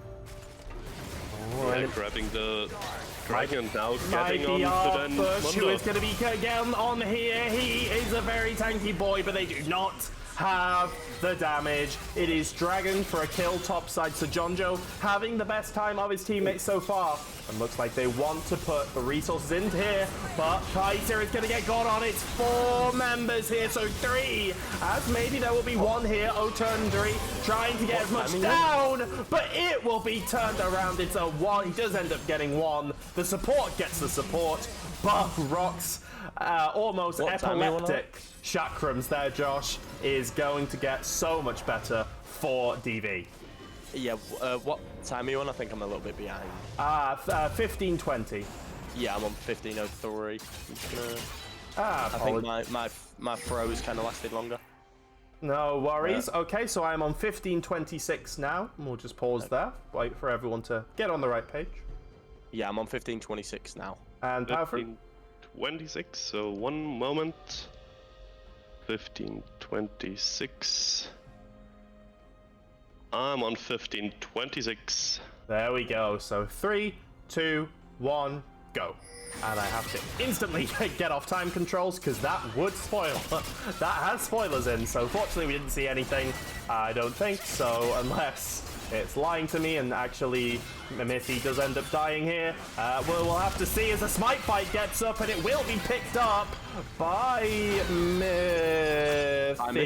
Yeah, and he's looking for more actually, but he will walk in to a very tanky boy. He's been getting his portfolios and his paper because trying to get so much. Otri trying to run and save him, but he walks into the bot lane as it is a shutdown for Sejonjo. But how safe is he really? Riggs here on the top, and he will try and get as much down, but a beautiful Leona ultimate with the combo from Brock will be another kill and just more disaster and discoordination from Gladiators. Yeah, all starting with Kai'Sa being on the bot lane, trying to play under the turret. But at this time of the game, where Nocturne and Aphelios are that fed, no tower will bring you enough safety to not get killed, even though he tried to sneak a little bit from the Leona ult, starting really a series of events here, where Mithy got the Herald, but got slapped by the heart steal of the Mundo. That was the damage Josh was mentioning, and then Rock and Riggs being up into the topside river, catching out Otri on the Blitzcrank and getting the kill on Sejonjo, and the action does not stop. Alex getting a bit caught here. Otri here as well does have the power fist, but can just steal the kill away. He does. And maybe the Blitzcrank does not need the gold, but to kill is a kill. And even though all tier 1s now down for Frostbite here, Josh, this Blitzcrank is getting stronger. He is, and that was really clean from Mithy. He just knows his limitations. He sees his team coming behind him. That was how Frostbite needs to be playing this game. If they played like this from the get-go, I feel like this game could be in such a different position, and this Rift Herald could break this tier 1, but DV are in such a good position. Ultimate coming out from Endeavor as he tries to go onto the Kai'Sa, but he was able to get down.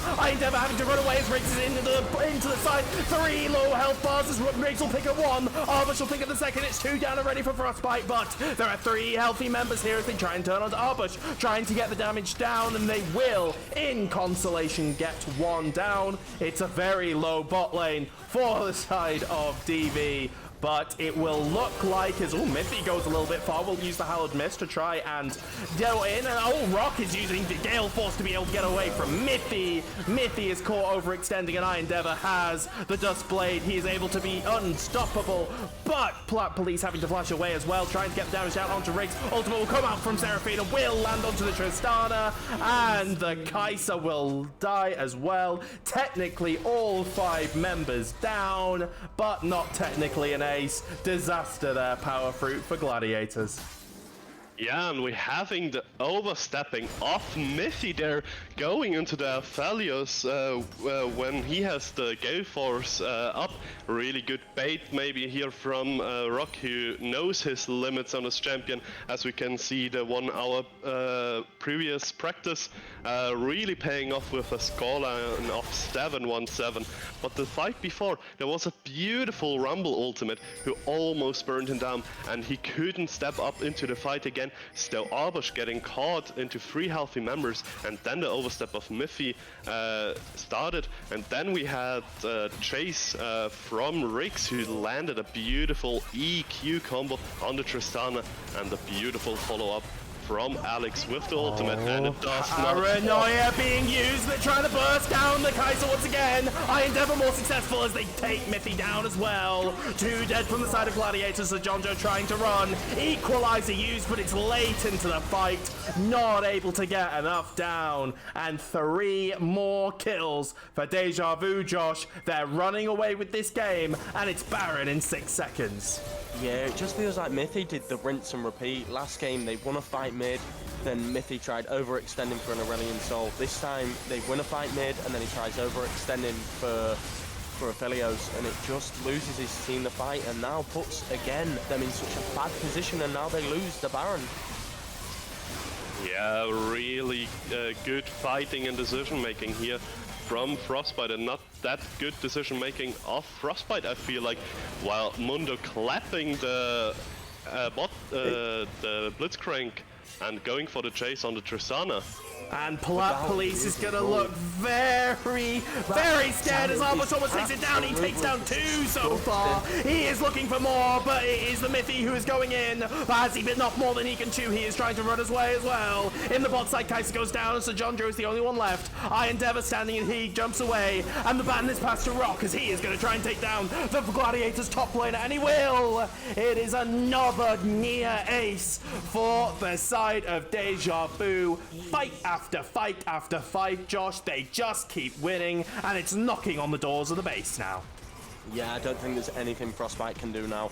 They had such a good position early on. Again, 2 games in a row, really showing their strength in these first 15-20 minutes. Well, no, first 10 minutes, really, and then everything just falls into DejaVu's hands. Frostbite keep making little mistakes, what are really punishing them.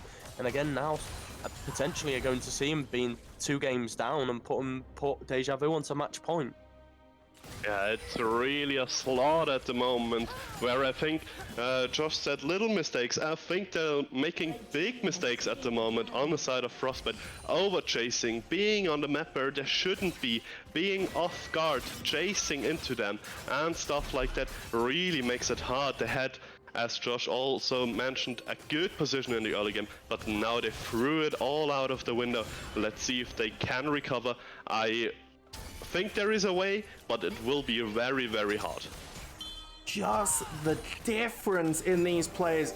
Endeavor has had Mithy's number time and again, and Alex as well got counterpicked with this Tristana from Goob and just was not able to perform on that Tristana, and Alex just looked in control the entire way. Shenzhen as well. Lots of fighting in that bot side, as lots of fighting in this bot side for these 2 top laners, and the Paranoia coming out. He's wanting it. The Equalizer will be used, and Endeavor caught on the wrong side. Ultimate brought out as there is 1 down already. And the hook into Alex. Will the meat force the flash as Rick's trying to buy enough space.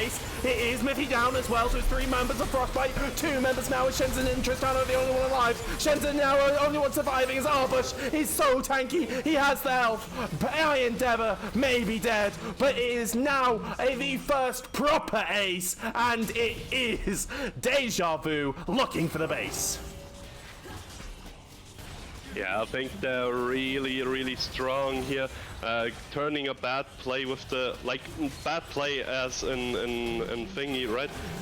With Iron Endeavor getting killed on a turret, but everyone is there, and now they're just going to finish this game after the first and last ace of the game. Ricks don't even die after this attempt from Sojonjo and Otari. A really clean game.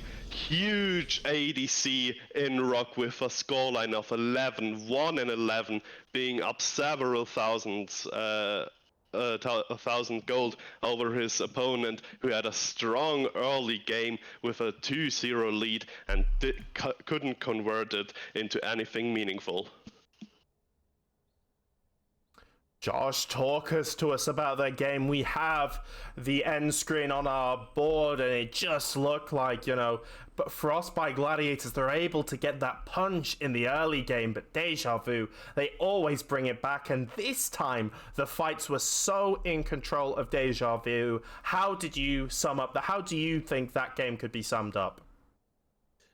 I feel like a real dark shadow in what we didn't really mention in this game was how big Mundo was here.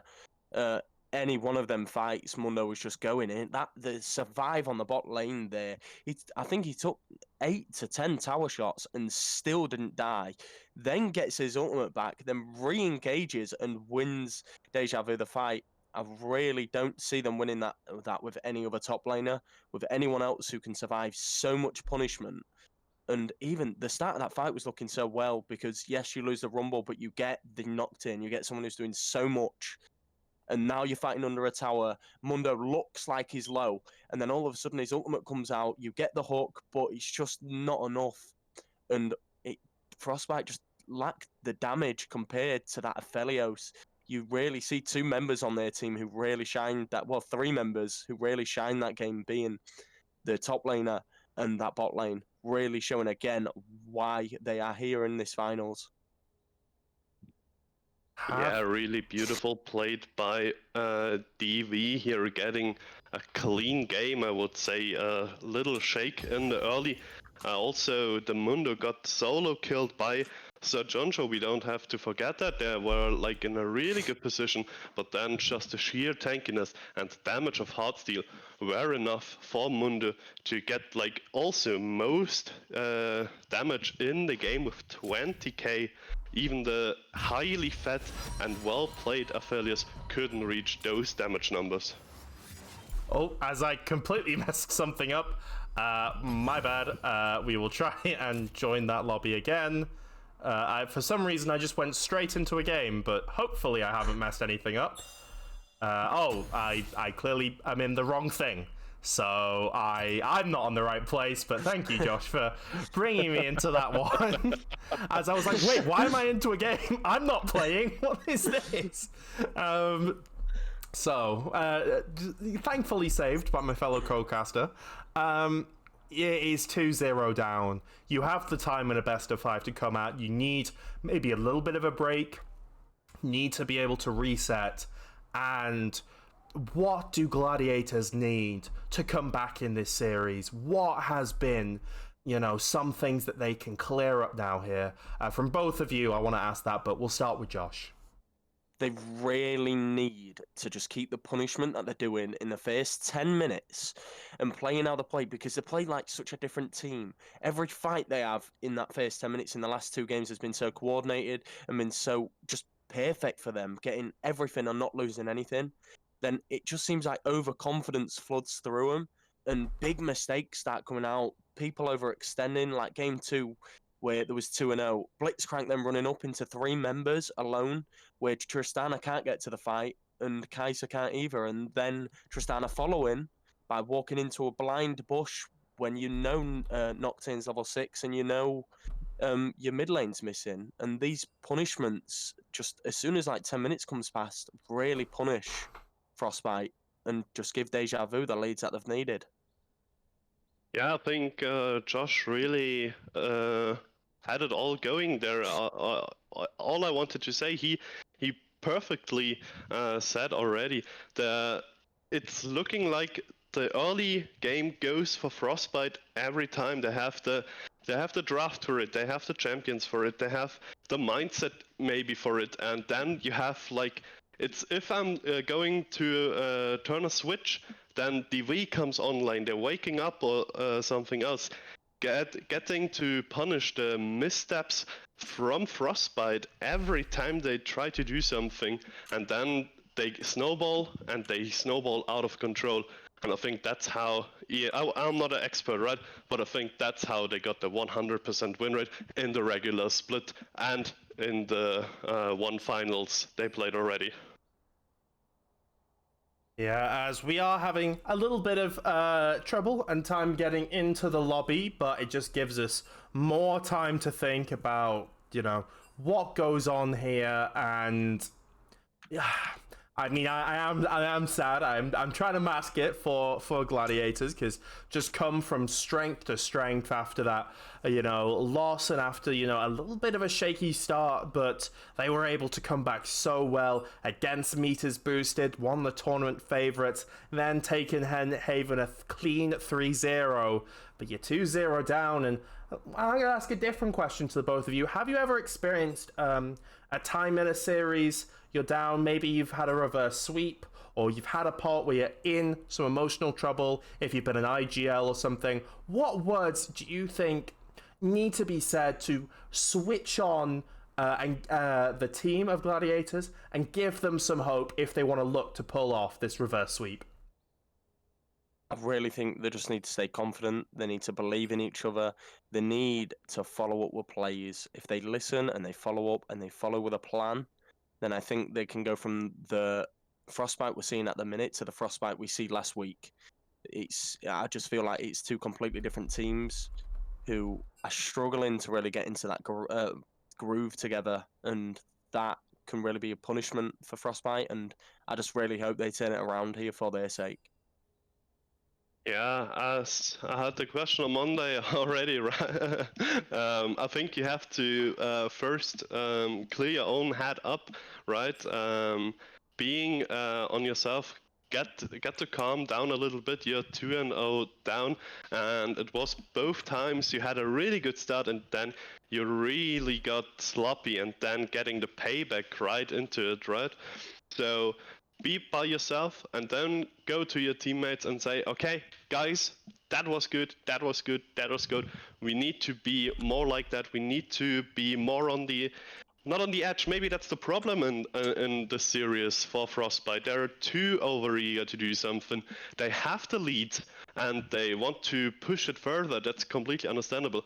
But maybe a little bit down from the gas pedal as we are into F1 terms.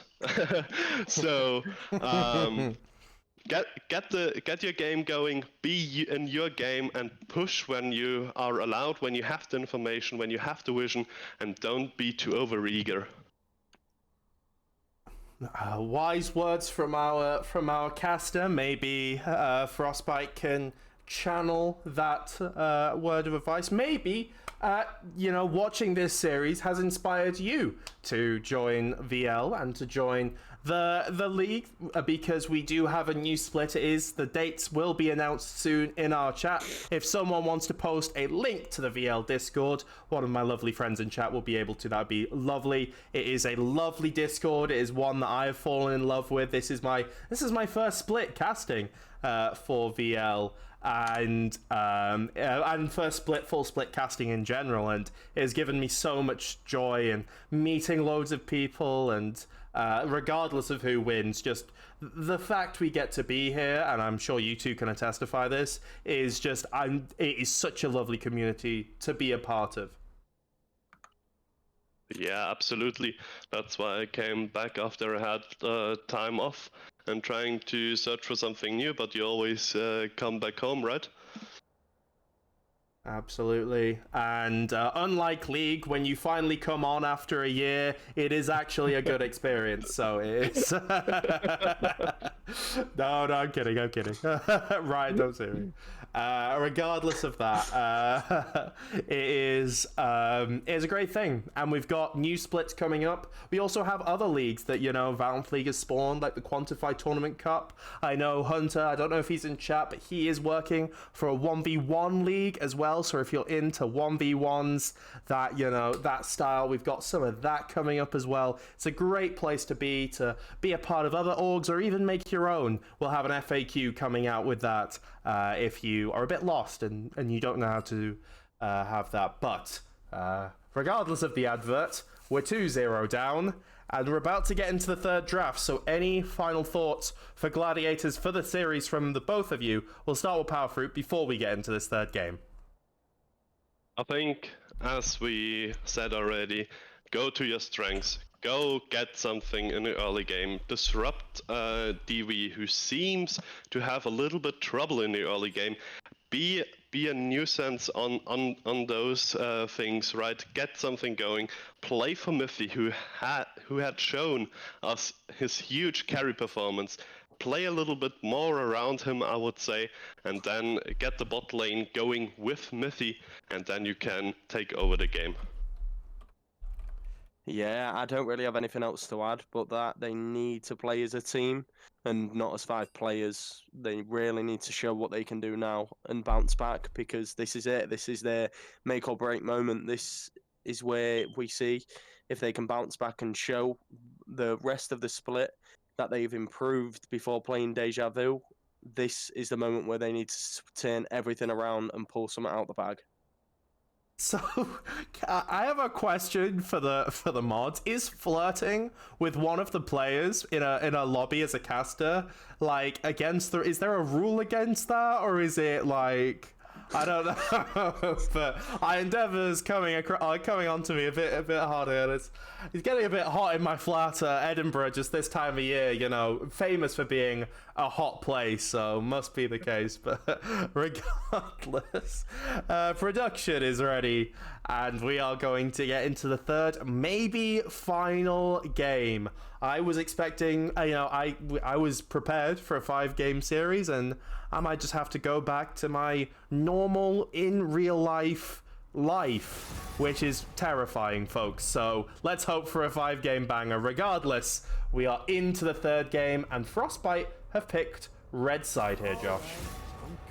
Yeah, I think it's worked well for them in the past, and now again, maybe they can really impact on something. But I really think they need to mix up these bans, because leaving Kai'Sa open, I feel like that's an awful idea, but then leaving Rel open as well. Maybe just give the Maokai here. The Maokai might not be as important as this Rel or this Kai'Sa, and that little difference could be the change of them winning or losing this game. Yeah, going straight into the picks and bans. The Lissandra removed, the Rumble is removed, Gragas, and now the Maokai. So nothing really changes from a Frostbite side here. Really banning the Gragas and the Maokai. Yeah, both of these junglers just not wanting Endeavor to cook on any of those supportive kind of junglers. And with the Nautilus ban, so there will not be that first pick that we saw in the first side, but when Nautilus is banned, Rel is picked. Josh, another very strong engager, and those magnetic storms can decide fights single-handedly. Don't understand why they'd ban the Nautilus over the Rel. This is Rig's signature pick. This is the pick that he can really turn a game on with the team playing with him. And now he's just been given it over a Nautilus ban. I don't think the priority there would be Nautilus to a Rel. And in return, we have the Janna. Yeah, I'm just going to ask. We have the Janna paired into the Rel, who I think is considered a counter pick to the Rel, because you can interrupt the jump in from the Rel with your Tornado. I think it's a really high risk play though, because if you're off your tornado timer, then you're just dead against a heavy engage, and we will have to see how the Janna here works. And now we have the Poppy picked up for Sir Jonjo, I believe, because he's known for a Poppy, he's known for so many top lane picks, but one of them is Poppy, and maybe we have Iron Endeavor on the Echo. Oh no, we don't talk about Havas, I forgot. Well, we're gonna have to, because he is in the draft here. And yeah, one of the things about Poppy is that you don't necessarily, you picked it up so early in the draft that it is gonna be good against a Rel, but the Volibear, very strong 1v1 dual champion. I do believe actually his Q gets blocked by Poppy W because it counts as like a dash. Yep. But and the Tristana picked up as well. That will be flexible. Shenzhen is cooking up the difference here. He is going onto his Zeri paired up with the Janna, one of his signature picks, and we're gonna get it here, folks. Josh as well in game 3. Yeah, I'm really liking the Tristana as well, because that is a flex pick on the side of DejaVu. You have this Tristana picked up. Who will be playing it? Again, maybe ban the Kai'Sa. You can only ban so many junglers here. But Endeavor's already on the Volibear, and Arbush is not known for his Nasa, so banning that's a little bit strange to me, but maybe they think something else is cooking here for the side of DejaVu, and they want to get rid of it just in case. Also, with the Zeri locked in now, I think we can call it a bingo, and we have every champion on our segment picks to watch, at least having in the pick ban, with the Gnar not being picked, but banned once in the first game, I think. So we have everything covered, and now the Olaf is removed, as they think that the Volibear will go for Arbush on the top lane. And we have to see, Mithy's 2 champions. We've seen this second phase banned a couple of times now from DejaVu, banning out just champs he can really cook on. Now, we probably are expecting a jungler here, but, who knows? Maybe the Rise is going to get hovered. I don't even know, but Gladiators, they have got super strong mentals. They've got a very dynamic team with a lot of experience. With the Silas, it will be the Annie hovered, a blind pick in the mid lane, Power Fruit. I think Annie is a very, very strong champion for mid lane at the moment, and you don't want to show. Maybe the Poppy is still a flex pick between Mithy and Sir Jonjo, so you want to keep that up. And having Annie mid lane, she is a secure mid laner. She is good in scaling, and she has that potential to burst someone with a flash Tibbers. I think we all have been there, getting 100 to 0 by a flash engage from Annie, and it will be interesting to see how this works out. I'm fairly sure, I'm like 90% sure that Ziggs is going on Rock. I've seen him play a lot in the bot lane. I know Tristana Rel is very good, but I haven't seen Alex play as much of Ziggs as I've seen Rock play Ziggs or Alex play Tristana. I don't know, we could have something cooking here, but we gotta see what Mithy will pick up here, Josh, and it will be the Wukong to answer into the Hecarim.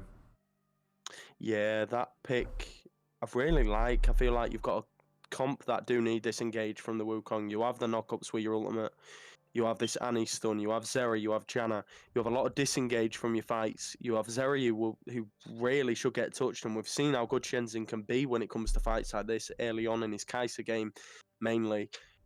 And now he's on a champion who doesn't really get near any opponents, and Ziggs on the rock on the Ziggs is very impressive. I think it'll be very difficult to pull off with a Rel as well into this matchup. Yeah, I think also now you have, of course, you see the Poppy, you see her W, but now you have so many dashes, you have so many things that this W can be both extremely high value, but also she only can block so long seconds. I don't know how many seconds. I think it's around 2 seconds. I think the shield is going up.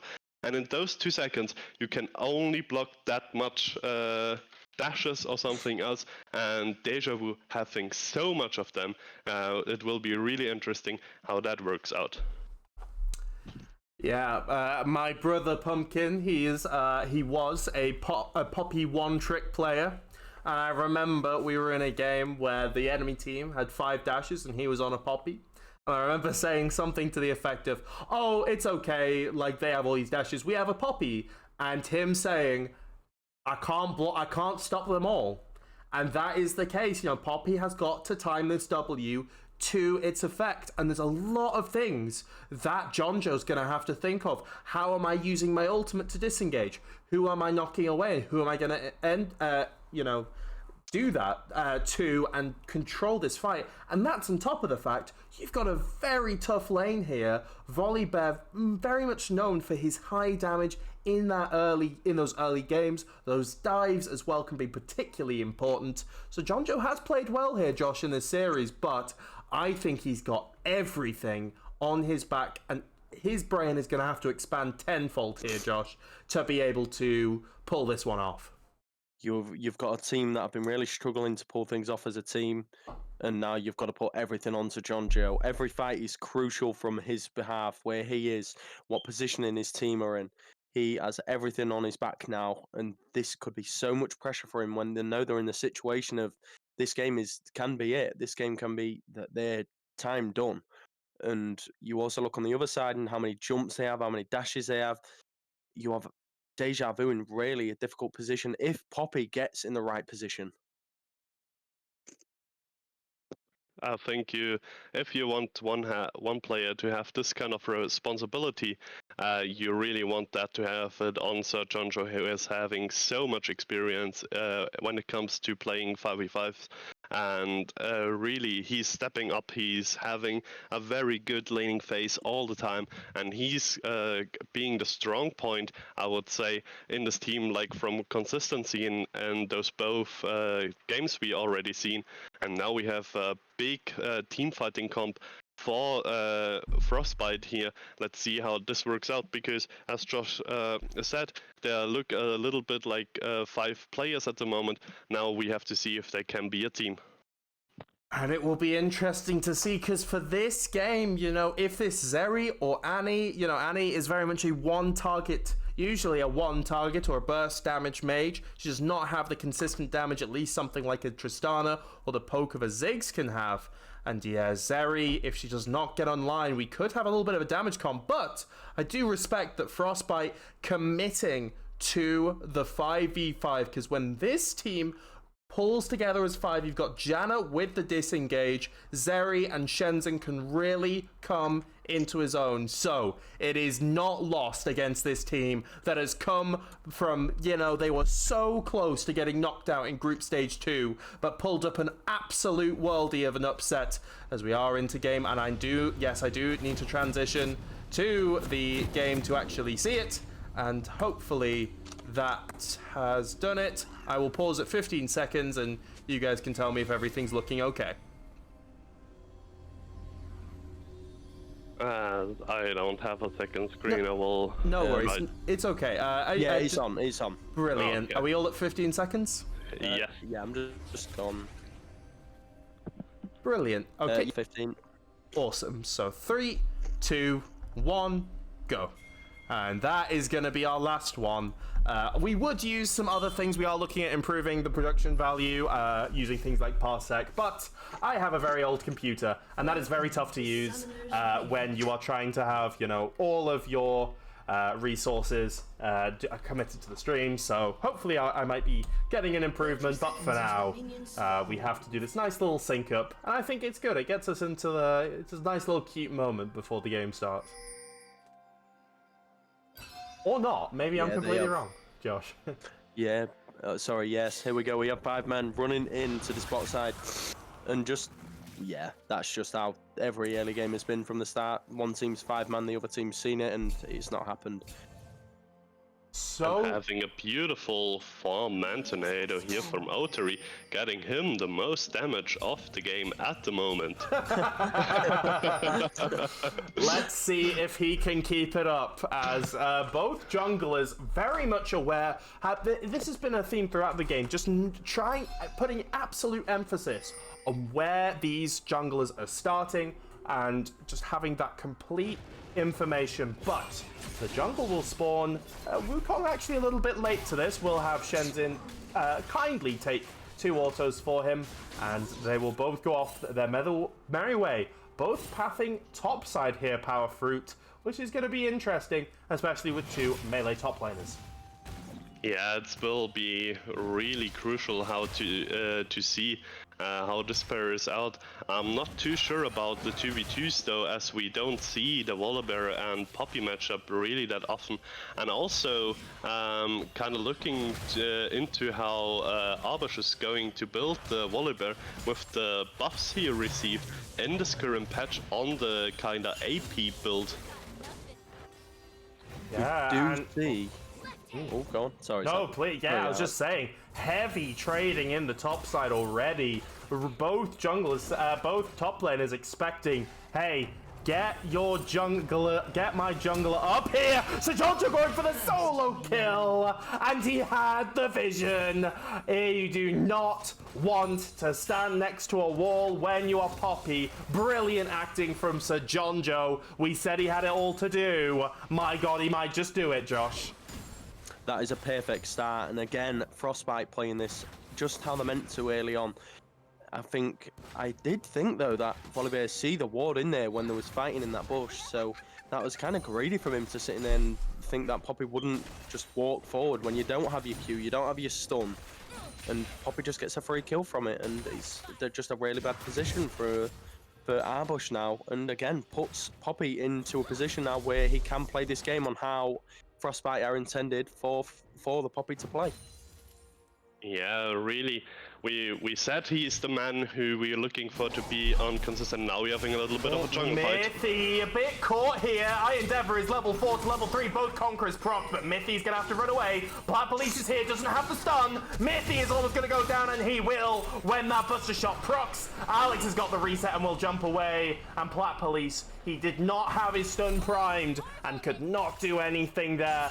Using the flash, but a kill pickup onto Mithy. Looking for more information there, Power Fruit.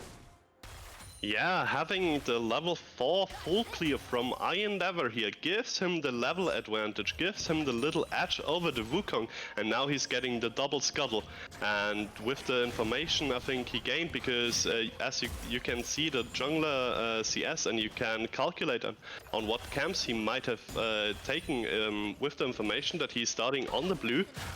Maybe they know that the Crocs are up, and we see what they're doing with this information. Yeah, as with the information that both top laners are in the lane, they both decide, hey, let's scrap some more, and I will not doubt that no matter how this game goes, these two are going to have some high damage numbers. So I do love to see, even though they are two fairly, off tanks that they are looking for, is actually Arbush caught sleeping here, but he has the damage, he has the W procs, and that passive core as well. Flash use, and he will get the solo kill. Oh my lord, what health was he on? Like 6 health, I think he was on. That is incredible. Josh. I think my game lagged because he didn't move forward when he flashed. So he just stood still, flashed, and then the Poppy died. But from what it looked like, yeah, it looked like he was very close to dying for the tower. And even though Jonjo does have a kill lead, you are still playing against a Volibear, and Volibear is super strong into these matchup fights. Also, Poppy got the interruption on the Q from the Volibear. As we seen, he was stuck in the air for a little bit, but getting the revenge solo kill here and having the huge wave crashed into the Poppy, we see a 1 level lead on the Volibear right now, and now they're able to be a nuisance here on the Poppy, to dive her under the turret with the Volibear ultimate and Hecarim. Lovely play from Sejonjo there. Arbush has the ultimate though. Mithy does not, and 2 level 5 champions. They do not have their damage dashes, they do not have their abilities. Arbush is getting low though. Hecarim might want to think about coming up there. That is a tower shot used, but it looks like they are going to go for it. Sejonjo has the CC, and Mithy has the damage. A good dive there, punishing Arbush for that play. And a good play overall, Josh, as Sejonjo just having the game, their team's trust in his hands, and he's delivering here. He is, yeah, with another kill secured. And that was just a really good dive. You could see how it was coming. I don't understand why Hecarim stayed there so long.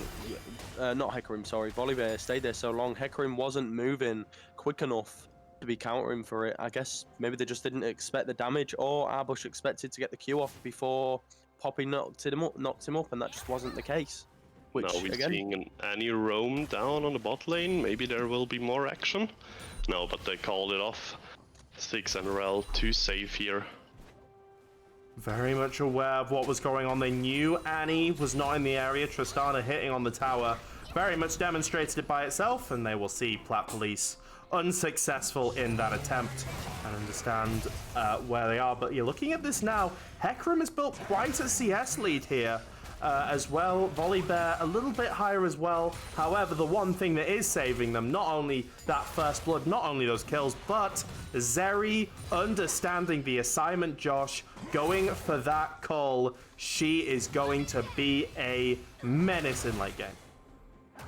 yeah, again, it's just more so she can deal with everything else that is being thrown at her, knowing how well DejaVu play, knowing how much they'd like to focus Shenzhen, but we do see a fight on there. Lovely little combo there, and Arbush can't get his bite off.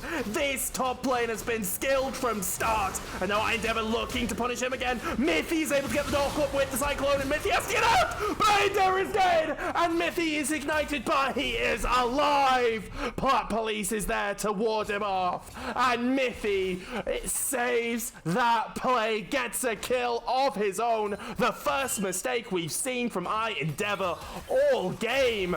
Could this tell of a different story to come? But what a play, Power Fruit, from all of Frostbite there. Yeah, beautiful by Sejonjo starting here with my recap. Knowing that there is the damage and he can pull it off onto Arbush on this Volibear, having always a little bit of the damage advantage here, knocking him into the turret and then into the wall, and then having the knock-up on the rail engage from the Wukong, from Mithy, was so crucial that he doesn't get stunned, and then Endeavor missing the fear on his R, and this resulting into Mithy getting the kill. Really well played there by Sejonjo and Mithy, having one step ahead of their enemies. And Josh, I mean, you know, this is still, I mean, even with those 2 kills, we see this all the time with DejaVu. They are still able to keep the gold competitive. You never feel like you are truly comfortable against a team of DejaVu in, you know, in their victories, in their defeats. They always are able to come back. But how do you want Wukong, you know, he has those kills, although there is that CS disadvantage. How do you want Wukong to move around this map? And where should Sejonjo prioritize? Again, he just needs to keep doing what he's doing. He needs to focus on these 2v1 abilities that they get, and like right now, where he is coming in behind. Arbush uses the ultimate to get out, so he will be safe for now. But Mithy has the Cyclone, and we've seen them dive this once before. Endeavor not in the area, and they will try the same thing once again. They are looking for it. There's a big wave here, but a little bit hesitant, Power Fruit, and they end up calling it off, and Riggs looking for Plat Police, but he does a little bit of fancy feet, is able to go around, but eventually that is a Tristana with a Buster Shot, and with the damage of that E. And yeah, he is good night from the mid lane, so another little disadvantage. Power Fruit sum that one up, but no, never mind. Shenzhen looking in with the Ghost, but a lovely W will knock them back, will be able to get the distance. With all that said and done, it is the second tower here for DejaVu, Powerfruit.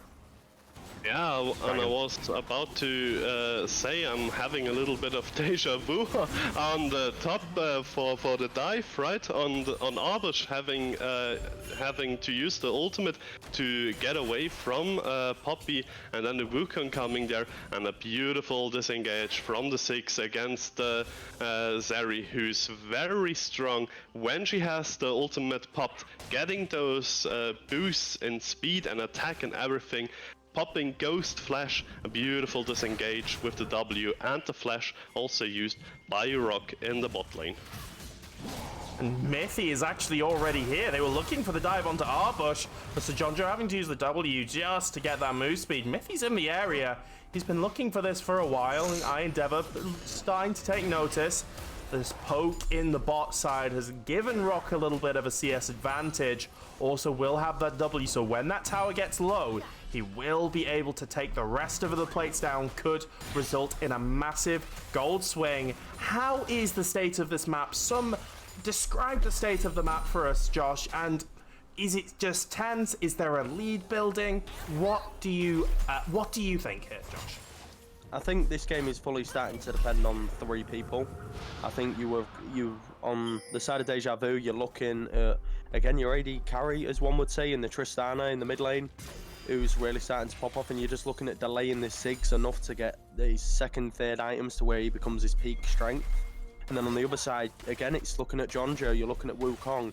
Jonjo's stopping any of them getting away, and Wukong being able to deal so much damage with the Annie ult, the Zeri ult. Endeavor coming in, will use the Monsoon by Janna, will use the heal as well, trying to buy Shenzen enough time. Mithy is here, and TP coming from Jonjo, trying to get onto Riggs. Riggs is going in using the Magnetic Storm. It'll land onto 2 as Alex goes into the top side, as it is a split by Jonjo trying to push down Endeavor as they will take 1. Alex is able to take down Janna, but will he be get on by Mithy? Hurricane used, Cyclone used, and it will be 2 dead. Jonjo trying to go into Rock, but does that just buy time for Mithy? Yes, it does. Brilliant juggling of the aggro by Gladiators. It's a 3-for-1, and a bunch of tower plates puts Gladiators in their most convincing lead here, Powerfruit, that we've seen in the series so far.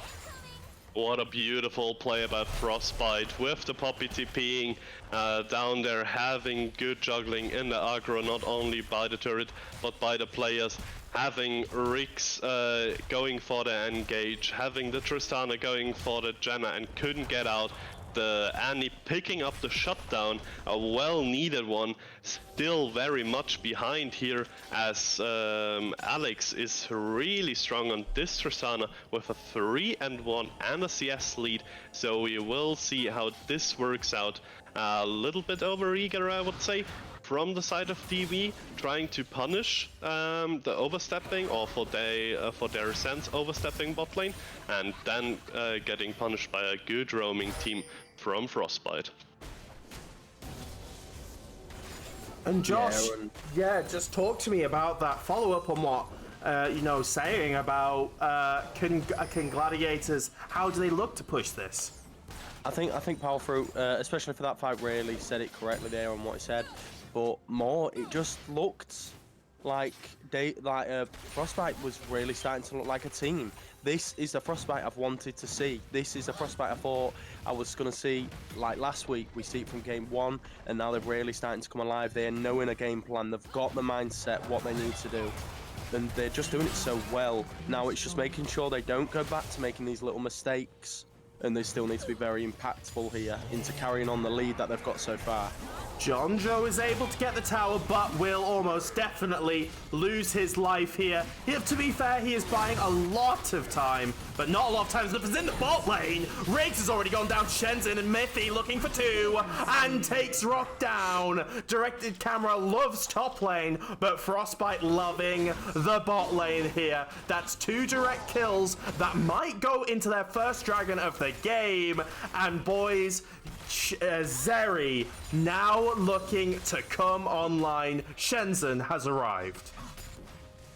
Yeah, beautiful play there by the trio of Frostbite here.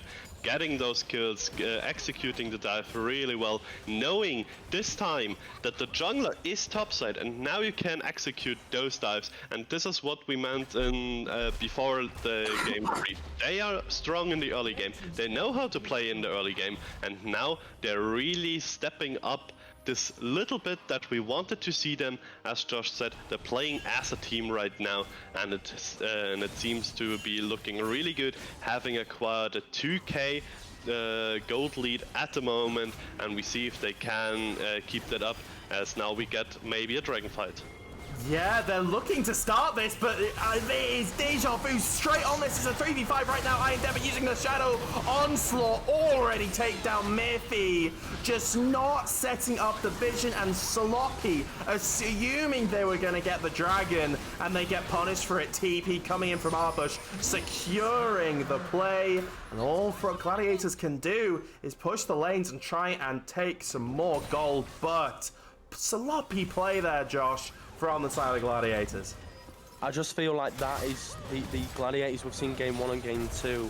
Fights where they're not coordinated, they're not in the right positions. I feel like that Drake was really forced.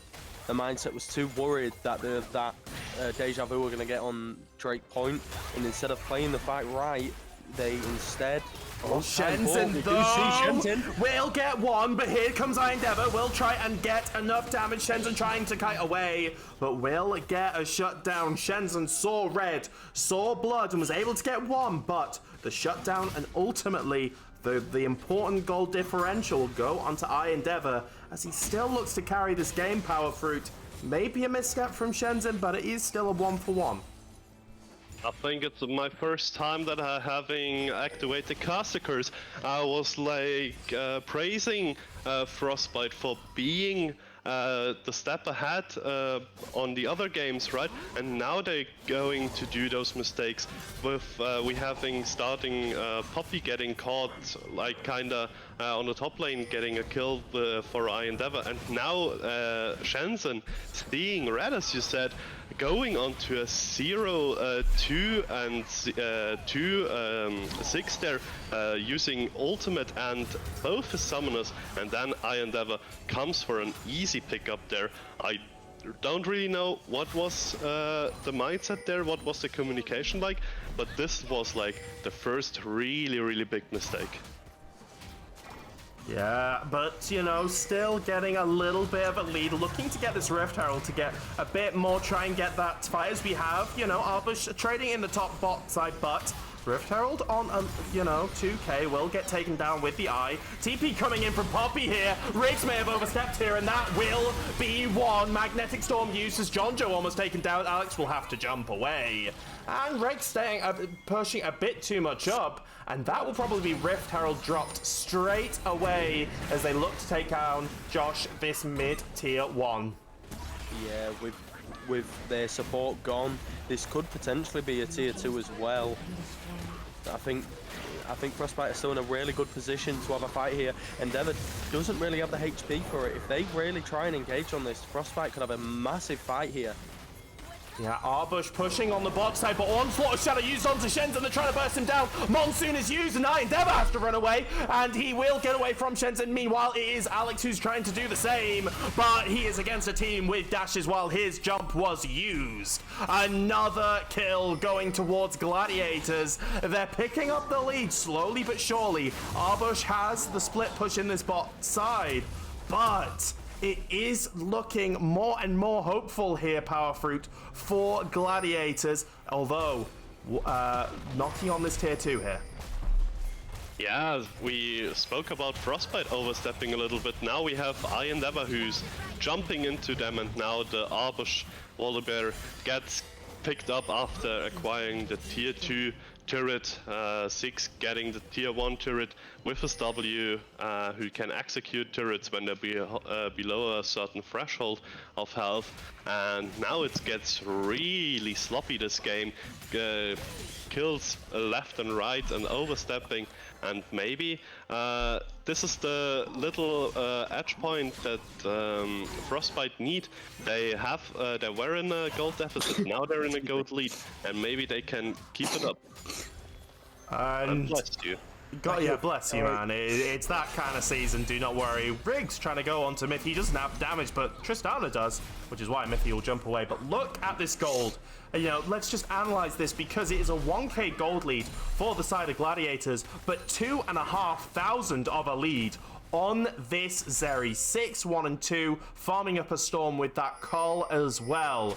We see that lead dispersed with Volibear in the top side, you know, and, well, we also have a Janna with a 600 gold lead, and you know how much Janna, you know, she did have the most damage at the start of this game, as you said, Power Fruit, so watch out for that one, is all I'm gonna say, Power. Yeah, and now we're having a reverse kind of situation in the bot matchup, where Shanson is now really in the lead and in control, and maybe he can convert this lead to the first victory of his team. And now we have... Yeah, we have the Baron started. Mythy was in the bot side hitting on a tower, and with no jungler in the area, they're just going to start this. They have the damage with Alex Rock, Endeavor doing it. It's 2k, going down to 1, and they are able to get it, but are Gladiators able to punish? Doesn't seem so. A bit maybe poor. On... Yeah, poor positioning there from Mythy. So Jondo trying to get a bit more back at it, but the jungler lacks a little bit of concentration, and they are able to get the Baron.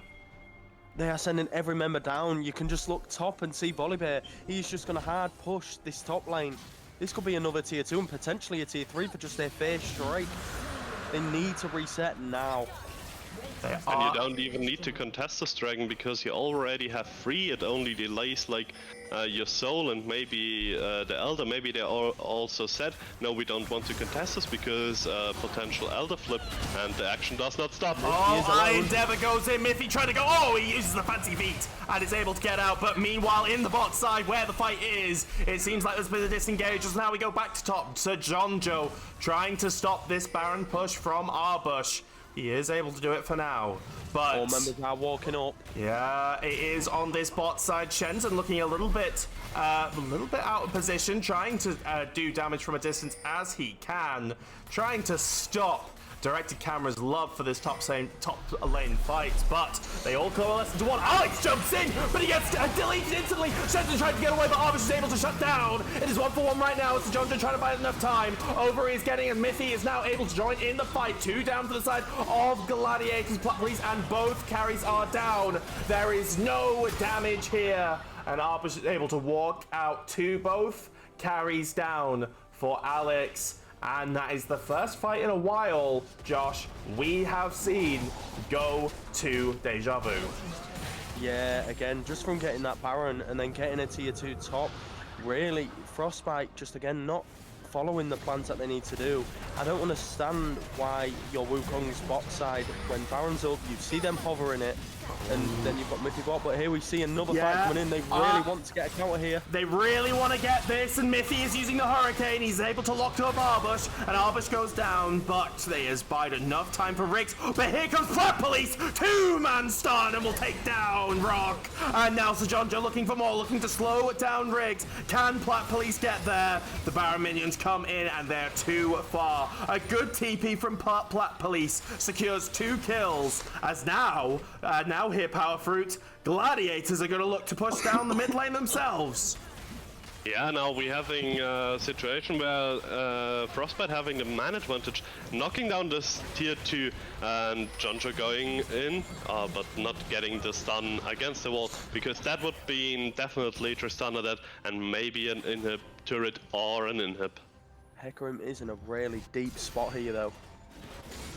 Yeah, maybe he will be spotted out. He has such a CS lead of almost 75, but see him. They do see him now, but the players are there. Riggs comes in to help his man out, and get a 75 CS lead, but only translating to 300 gold lead difference. And the main reason for that is Mythy has been getting these kills and assists, these shutdowns, keeping Frostbite in the game. But even with a 7-kill lead here, Power Fruit for Frostbite, still not able to get that gold lead to feel truly comfortable in this game.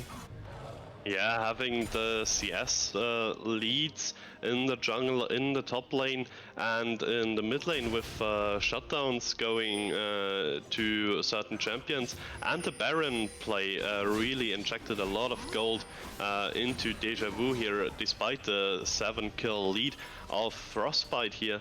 So it will be really interesting because sometimes in the game you don't see the gold, right? You have to assume something. So it would be really interesting to be in the comms right now to hear the players talking, because are Frostbite confident because they have the kill lead, and are DejaVu a little bit down with their confidence because of the kill lead? That would be really interesting, and what they have in decision making. Oh, Endeavor going in on this to the speed, and here comes Endeavor, but has he been off moist? Then you can chew. Hurricane is used. Plat Police is TP'd in, but he can't able to get anything right now. Dragon spawned in 40 seconds. Endeavor's going to try and heal up as much as he can. It's 5 versus 4 right now as Arbush is in the top side. Dragon is up. Jonjo coming around on the bot side, looking to just make sure that these battle lines absolutely secure. Mythic going in onto Endeavor as well. So looking to collapse in here. So Jonjo is taking down. Actually is able to interrupt the jump as now Mythy is going to go down, but Endeavor may fall himself. Gets knocked up by the Tornado. But here comes Rock with the damage. It's all on Shenzhen. Otri trying to find enough time that he can. Can Shenzhen take down Rock? No, the Shirelius is not enough. Arbush meanwhile is pushing the entire time, as I don't know why I have Fog of War off, but regardless of that, so Jonjo trying to hold off as much as he can, and then in this bot side, Shenzhen and Otari running away for their lives. A 2-for-1 right now, so Jonjo and Arbush fighting like they have this entire game. Power Fruit. Shenzen's got to try and stop this, but he cannot. Gets taken down by Endeavor. So Jonjo trying to hold as much as he can. Janna trying to get back, but it is in top inhib down. It is soul for DejaVu. And so Jonjo trying to do as much as he can. Mythy is now here with Otari as well. Arbush is going raid boss mode. Still has the ultimate, but Hurricane popped. Arbush is going to go taken down. But it is a very thin silver lining here, Power Fruit. That's top inhib down. That's Ocean Soul for DejaVu, as they are very close to securing the Split 2 Grand Final. And again, we have the same mistakes from Frostbite, having a good pickup, having a good phase in the game, and then Mythy over chasing the Hecarim and Endeavor, and they were really split in this fight, and Rock coming out of nowhere with a double kill. Now he's being on board again, having recovered from a 4k deficit to a 2k deficit now, and he's a mage, and he can cast those bombs from afar, right? Almost on free items. When he's picking up the Rabadons, he's gonna really hurt. And we have Shenzhen, who can't convert his lead to a carry performance until now. A huge Sonius from Rock here, and we have to see how this works out, because I think now DejaVu really wants to go on this Herald, because they need to answer the Volibear, who's been split pushing like a madman all game, and DejaVu winning 4v5s basically.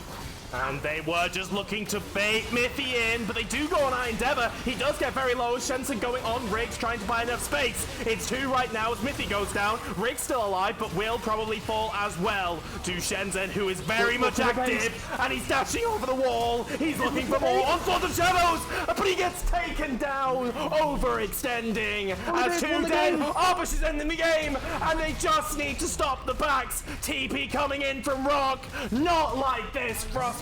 Arbush with the menace on the split push. Your Split 2 champions, DejaVu, with a 100% win rate in every series. Your champions of the Rift of Valence League Division 2, DejaVu, complete it in style with a dominant 3-0. And here is Arbush with his split push performance, really going for the end there. No answer to that. Mythy getting caught kind of as he wanted to kill I Endeavor here. Riggs on the other side was the hero, sacrificing his life so they can take down the jungler. TP from Rock, who's the unsung hero of this game, with this amount of damage, with this kind of recovery, with this mantle. And then they're finishing the game, finishing the series 3-0, being our winners of the Grand Final in Division 2. Congrats to DejaVu. Yeah, that is really just congratulations to them. You could just see how well of a team they played, and that is so unfortunate to Frostbite. That game 3, they really turned up. They brought everything back. The mistakes were so minimalized. Everything was played perfectly, but there was just no return to Arbush doing whatever he wanted. He pushed all the top, then pushed all the bot just to get a free win, while, again, Frostbite's mindset was so focused on the fight. As there you have it, folks, your Div 2 champions of DejaVu. They have very much deserved it, not losing a single series. Stick around, folks, because we will be getting an interview with one of them, with all 5 of them, having a fun time in the Discord. We have no idea. We once had to interview a whole team, and that was a very fun experience. But congrats to all the DejaVu guys and the Gladiators guys as well, making it to a final with this tense of a bracket. No Division 1 as well, so it was really packed with the players that they could. The highest division we've had this split, and they fought admirably. They had chances in all 3 games that they were able to make Power Fruit, but just in the end, DejaVu were better on the day. Yeah, indeed, they were better on the day, having a good performance here on every single member, I would say. Having certain members stepping up into in the games, having a clear carry in Arbush and I Endeavor and Rock here in game 1 and 2, and in game 3 it's Arbush really stepping up with this split push, with this constantly fighting, even though he has taken bad trades, even though he died, he got solo killed, and being a little bit too overeager, but in the end his split push was not to stop, and his team won the fights 4 versus 5, leading them to the victory. Josh, what have you got to say about this team? I Endeavor just absolutely for me at least, player of the season. Has always delivered in almost every game he's come across his hands on, and is able to perform with just such immense just finesse and experience. As answer that one, because we will be getting an interview. As I've said before about Endeavor, when we first started this stream, to me he is one of the best junglers who has ever stepped foot into Div 2, and I think this final has just really proved how crucial of a player he is. And if you have him on your team, you know you have a jungler who is just set in the mind, who has the mindset of how to win a game, play around him, and he will win you the game. He can get you the leads. It does not matter how this first part of a game can go. You could go a kill down, 2 kills down, 3 kills down, or to a point where you're 2k gold down, like game 3 here. And his confidence, the way he plays, the level of character that he is, just shows, and that really brought this team together. But then again, you also have to give massive credit to this bot lane and to the full team themselves. All of them was crucial players today in winning this finals. Yeah, as predicted, we have 6 of them gonna come in. This VL voice call's gonna become very crowded, as the viewers in watching from wherever you are, we have our Division 2 champions. All of DejaVu are here. Guys, congrats on the win. You very much deserve it. How are you all feeling right now? Pretty good. I don't know. I'm slowly dying, but other than that. I think last week felt more like a finals in this game. Oof, yeah, against Meters Boosted, wasn't it? That was a 3-1, and Gladiators came with their best, but Yeah. Gladiators came with the best. I think it's also partially that we've had a lot of success against Gladiators and scrims, but we've not really scrimmed meat much, so it's more of an unknown. Well, Gladiators kind of felt like we knew what to do, I guess. Made it a bit more easy. Or a bit easier, I guess. Yeah. But, you know, they're still a good team. That's not to say they're not. It's just there's more confidence going into this because we knew what to expect compared to Meat, who we'd not played at all. I think you guys showed a real level here today, and just congratulations to all of you. Arbush, game 3, where was your mindset out seeing your team fighting, really struggling in some of the fights as it looks, and then you're just hard pushing? What was the plan there? I don't think there was much of a plan, I gotta say. I was just kind of hard sprinting the game until I outscaled, and then I just hit turrets. I don't know. I'll tell you what the game plan was to make sure the guy didn't hit in top lane, but 2 minutes 30 gets flashed on level 2 and dies. So I didn't shit happens, I guess. John Joe, I probably should have. My God. And then he did it again another time. I don't know why I didn't see it coming, but hey, we got there. Yeah, never stand near a wall when you're against a Poppy, but talk to I us. guess not. You know, we saw some amazing stuff. Endeavor with the Nasus game 1.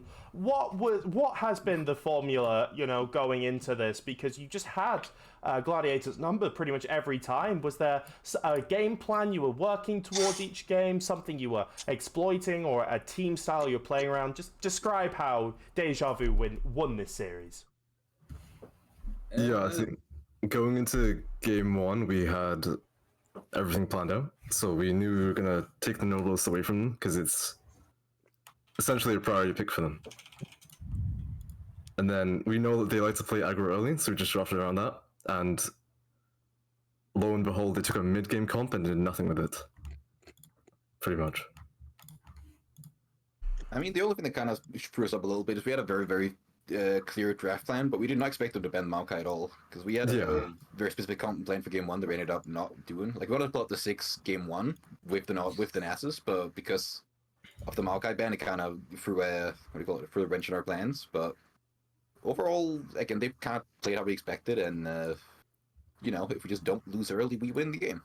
Smile. And you guys did that perfectly. Well, Yeah. I say that most pre 10 minutes, Frostbite really had your number in one, in a less disrespectful way to say, but then it was just through their little mistakes and you guys just playing absolutely perfectly as the game went on. You guys just kind of came together and was just a stronger team. I mean, our weakest part of the team has always been, and still continues to be, our early game is not great. I think we're very confident if we go into mid-game even or even slightly ahead, we can out-rotate, out-macro, just kind of outplay most teams. But our early game is definitely where we do struggle, and that's something that Frostbite generally do a very good job of doing. I don't know, they're very good at getting early leads. Like, even scrimming them, I think we've only had an early lead against them in like 1 or 2 games out of like 10 or 12. But again, we never really felt too worried, because even in all those games, we've never really lost. So again, at the same time, it's expected, and we definitely need to work on it. But I think we're confident, no matter what the game lead ends up being, we'll win regardless. I don't know. It sounds cocky, but it's kind of how it is. Yeah. You guys are the Div 2 winners. You're allowed to be cocky here, I think, with 100% Everyone else is win rate trash. as well. We're fucking great. Everyone else is dog shit. Okay, so Arbush is allowed to say all this because he's disappearing off the face. Yeah, I'm leaving. He's throwing grenades everywhere and they're just yeeting. Why not? Yeah, so I just wanted to ask that as well, because you've won Division 2. There hopefully will be a Division 1 next split. But like, what is the plans for DejaVu and your guys? Is there a plan to stick together? Is there a plan to go off and do your own things? Like, obviously it's great, but what is the general consensus about where this team can go? In terms of DejaVu is not going to be around next split, but potentially going to be around the split after that. Because as some people already know, I'm going to do a semester abroad, and I'm kind of owner, manager, whatever, everything of DejaVu. And I don't think anyone else really wants to take over, so it's fair enough. And then there's a spoiler alert. Spoiler alert, there might be a DV next split. Oh, maybe there will be a DV next split, actually. But Maybe. I think if people stick together or not, I think people are talking about it. I don't think anything's set in stone yet. There's different tryouts and different teams in that, but I don't know. Do any of you guys know if you're going to stick together or not? Because I don't think anything is set in stone. I think as for some of our plays, well, it's still in the testing phase right now, but we might get absorbed by the mega corporation that is Quantify. Speak for yourself, Thomas. I'm taking risks. I'll die without him. Yeah. Yeah, and I have to do it right. I have to speak to my former teammates here a little quick, because having like 2 mega performances on bot lane, with having a perfect scoreline in 11-1 and 11 on the Aphelios, even practiced it 1 hour before the game started. How does it feel to have this good performances in game 1 and 2? And then having a little bit of a lackluster performance, like not damage-wise, but on the sides of the stats, with having Shenzhen now the numbers and you're being kind of low. And follow-up for Alex, like Tristana mid lane, you are known for like more the supportive kind of champions, I would say, because I played with you, right? And how did it feel to play a real carry in the mid lane? I think I'll start. So, actually, it was like 3 exceptional performances. Thank you very much. And, I don't know. Why are you guys laughing? What's funny? Sorry. Can't touch Blitz hooks. Genuinely, game 3 was just I team can't diff, say anything PG and for the stream. game 3 was just a bit of a team diff. You know how it is. The jungle really inting it, like like. In all fairness, game 1 and 2, I think we were just clicking. We stick to what we've been playing about all splits since we really did the roster swaps, with Endeavor going into jungle and RB going top. And game 3 was something we practiced yesterday in a scrim, because we all felt that the Ziggs bot lane is really strong and opens up a lot of possibilities in terms of priority and invading. And we all know that Miffy is always kind of, on the edge of tilting sometimes. It can be. I heard that. I don't know what you mean. I heard that at least. So I think the initial plan was, okay, we just picked like pro mid, pro bot lane, and perma invade jungle, which didn't really happen. They played around it super well early, but yeah, it was as game 1 and 2, their comp was just pointless in a sense. Like, I think we had such a big draft gap at the end, and that was just what it all came down to. But I think we've all been here long enough just so that we know how confident we can be and how good we all are. So there was never really a doubt that we were going to win the game, even though we fell, I think, 3k behind. But that's just our comfort zone, really, because that's what we always do. All right, Alex, no, you're just starting mid. I'm so sorry. And then we'll wrap it up with one final thing. No, so the Tristana mid was obviously Rock Perma wanted to play the Ziggs bot lane. He's been non-stop talking about it for like 2 weeks straight. I said to believe in the tech, man. The initial plan was to put Lucian mid lane, because it's something I'm a lot more comfortable on. In terms of like aggressive mid lane picks, it's probably one of my best. And then we were just like, Tristana's probably a bit better, just because if we're going Ziggs, we want turret pushing. So okay, we'll go to Tristana. And I didn't have the best game, unfortunately. I had a good early game, but yeah, I think in terms of aggressive picks, I can play aggressive stuff, but teams just generally seem to work better when they have someone who's like, okay, I'll play Seraphine mid, I'll play, the supportive champions. So, whereas if you've got 5 people who perma say, I want to be the carry, then it doesn't really work. So I usually just pick what's best for the team, and that usually strays towards the utility champions. There you go. So our final, and I know I'm gonna regret this. But I stick to my principles, and that is, whenever we have people come on for an interview, we really appreciate, all you guys, and also you guys won the split, so congrats once again. And we like to honor that by having all of you guys have the floor to shout out what you want, to say what you want within rules and TOS. So to Arbush, Alex, Endeavor, Mar, Riggs, and Rock, the floor is all yours. Shout I out my would- fellow Glaswegians. I'm coming to you tomorrow. I do want to give a big shout out to a few people. First one I think is Echo, who was with us for Oh, yeah. Shout out to the Zeko. first part of the split. We did decide to not field him at some point anymore, but he was still part of the team, still part of the community. Really nice guy overall. Yeah. We have to give a big shout out to all of our subs. I think starting off with Kai, who probably had like the biggest part in playing Yeah. semis last week, and obviously Yoon, Kui as well, filling scrims, helping us just keep that practice on. And Max was People, there. yeah, and Big Sexy was there, obviously. He was there. And from my side, just want to also say big shout outs to RB. Oh, thank you. For taking us all on, taking us on this adventure, because I think actually four of us were trying to play Div 1, but then everything collapsed, so now we're just here. And that wouldn't have been possible if RB didn't make a team, and I think we'd all be spread apart. And another shout out to Ma, who came in midway through the split, took up the coaching role, gave us a lot of inputs, and has just been great overall, has Also- given us the chance to win this. I'm sorry. Also, shout out to Viking and Lei for being good cheerleaders as well. They get a little shout out as well. All right. Well, if Also, that shout out to all of my teammates because they've all been wonderful, and this has been one of the best splits I've had. This has been a great experience played with all of you. It's all been great fun both in and out of game, and really enjoyed doing a game night and such stuff with all you guys. Also, shout out to my girlfriend, I love her. Shout out to who else do we need to shout out? Shout out to Sean Houston. Shout out to Sean Houston. Shout out to whoever's mother was watching this. Jimmy's mother. Get my number.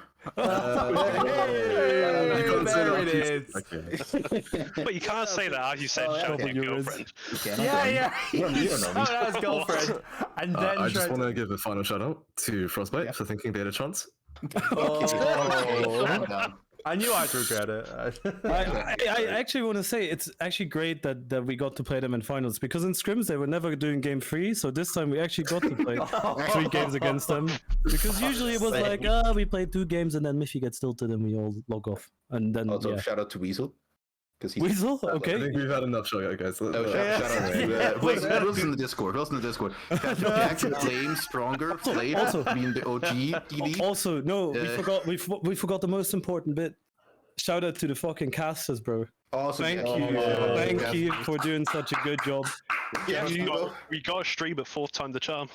Thank Yeah. you for letting us be here. Thank you guys for Shout out getting Ice. to finals and giving us a banger of a series, really. Yeah. Shout out Joycey. Yeah, what a banger. Shout out for you, ISRO, my man, the old man. Who else? Yeah, and thank you for Everyone the else wanna shout out. Your last chance. Go. Shout Riggs, out Hopper. Riggs, I think Riggs needs to say something to end it. Hey, Rix. Shout out Rock for being Hey. What are you shouting me out for? for being a human ADC. Oh, yeah. Nicest thing Rix has ever said. Hey, Riggs, I love you, buddy. It's the nicest Okay. thing anyone's ever said to Rock. Also, let's end the stream. Yeah, with that high appraise for Rock, I don't think I've heard anyone call Rock a human before, so that is a lovely way to end off this stream. Thank you so much, DejaVu. Congrats on the win, tournament champions, and yeah, go and celebrate, go and rest, because you've all deserved it. Thank you so much for the interview. Thank you all. GG's. Thank you. Thank you, King. Thank you for the stream. Thanks for hosting. Thanks for streaming. Thanks for the draft and quantify cup. Is the stream down or? No, get off. Go away. We need to finish it. Okay, well, Go away. that's Call all. him a human. Yeah. Shoot, victories, John. Get out Get of out here. of here. What a bunch. What a bunch, yeah. Fun lads. And two final things we gotta say. First of all, thank you to all of you for watching and putting love in the chat, and keeping this place a lovely experience. We live and die by the viewers, by the people who can come and see, be a part of VL and the community. It's lovely for you all wherever you're watching. if you're in a Frostbite call, to a Quantify group watch, to just watching at home. It is lovely to have the people, and also very, very big shout out to my two casters here, Josh and Powerfruit. You have been so lovely to cast with, and thank you so much. Anytime, Alex. I think we've had a really great experience through this Div 2. A lot of games that we've seen together, a lot of really amazing series, and I think it's ended with a really good one there. Yeah, and so with all of that, we've had a lot of shout-outs and thank yous. The VL is still not done. You can still watch the Division 3 as that is progressing with semi-finals on Monday, as well as the Quantify Cup, which will be hosted on my Twitch, but I'm not going to shout out my own Twitch right here. I feel like it would be not a great way to end, but thank you all, and we will play you out with some lo-fi. It has been an amazing, amazing series and a place to cast Div 2, so love you all, and I'll see you if I see you. Bye, guys.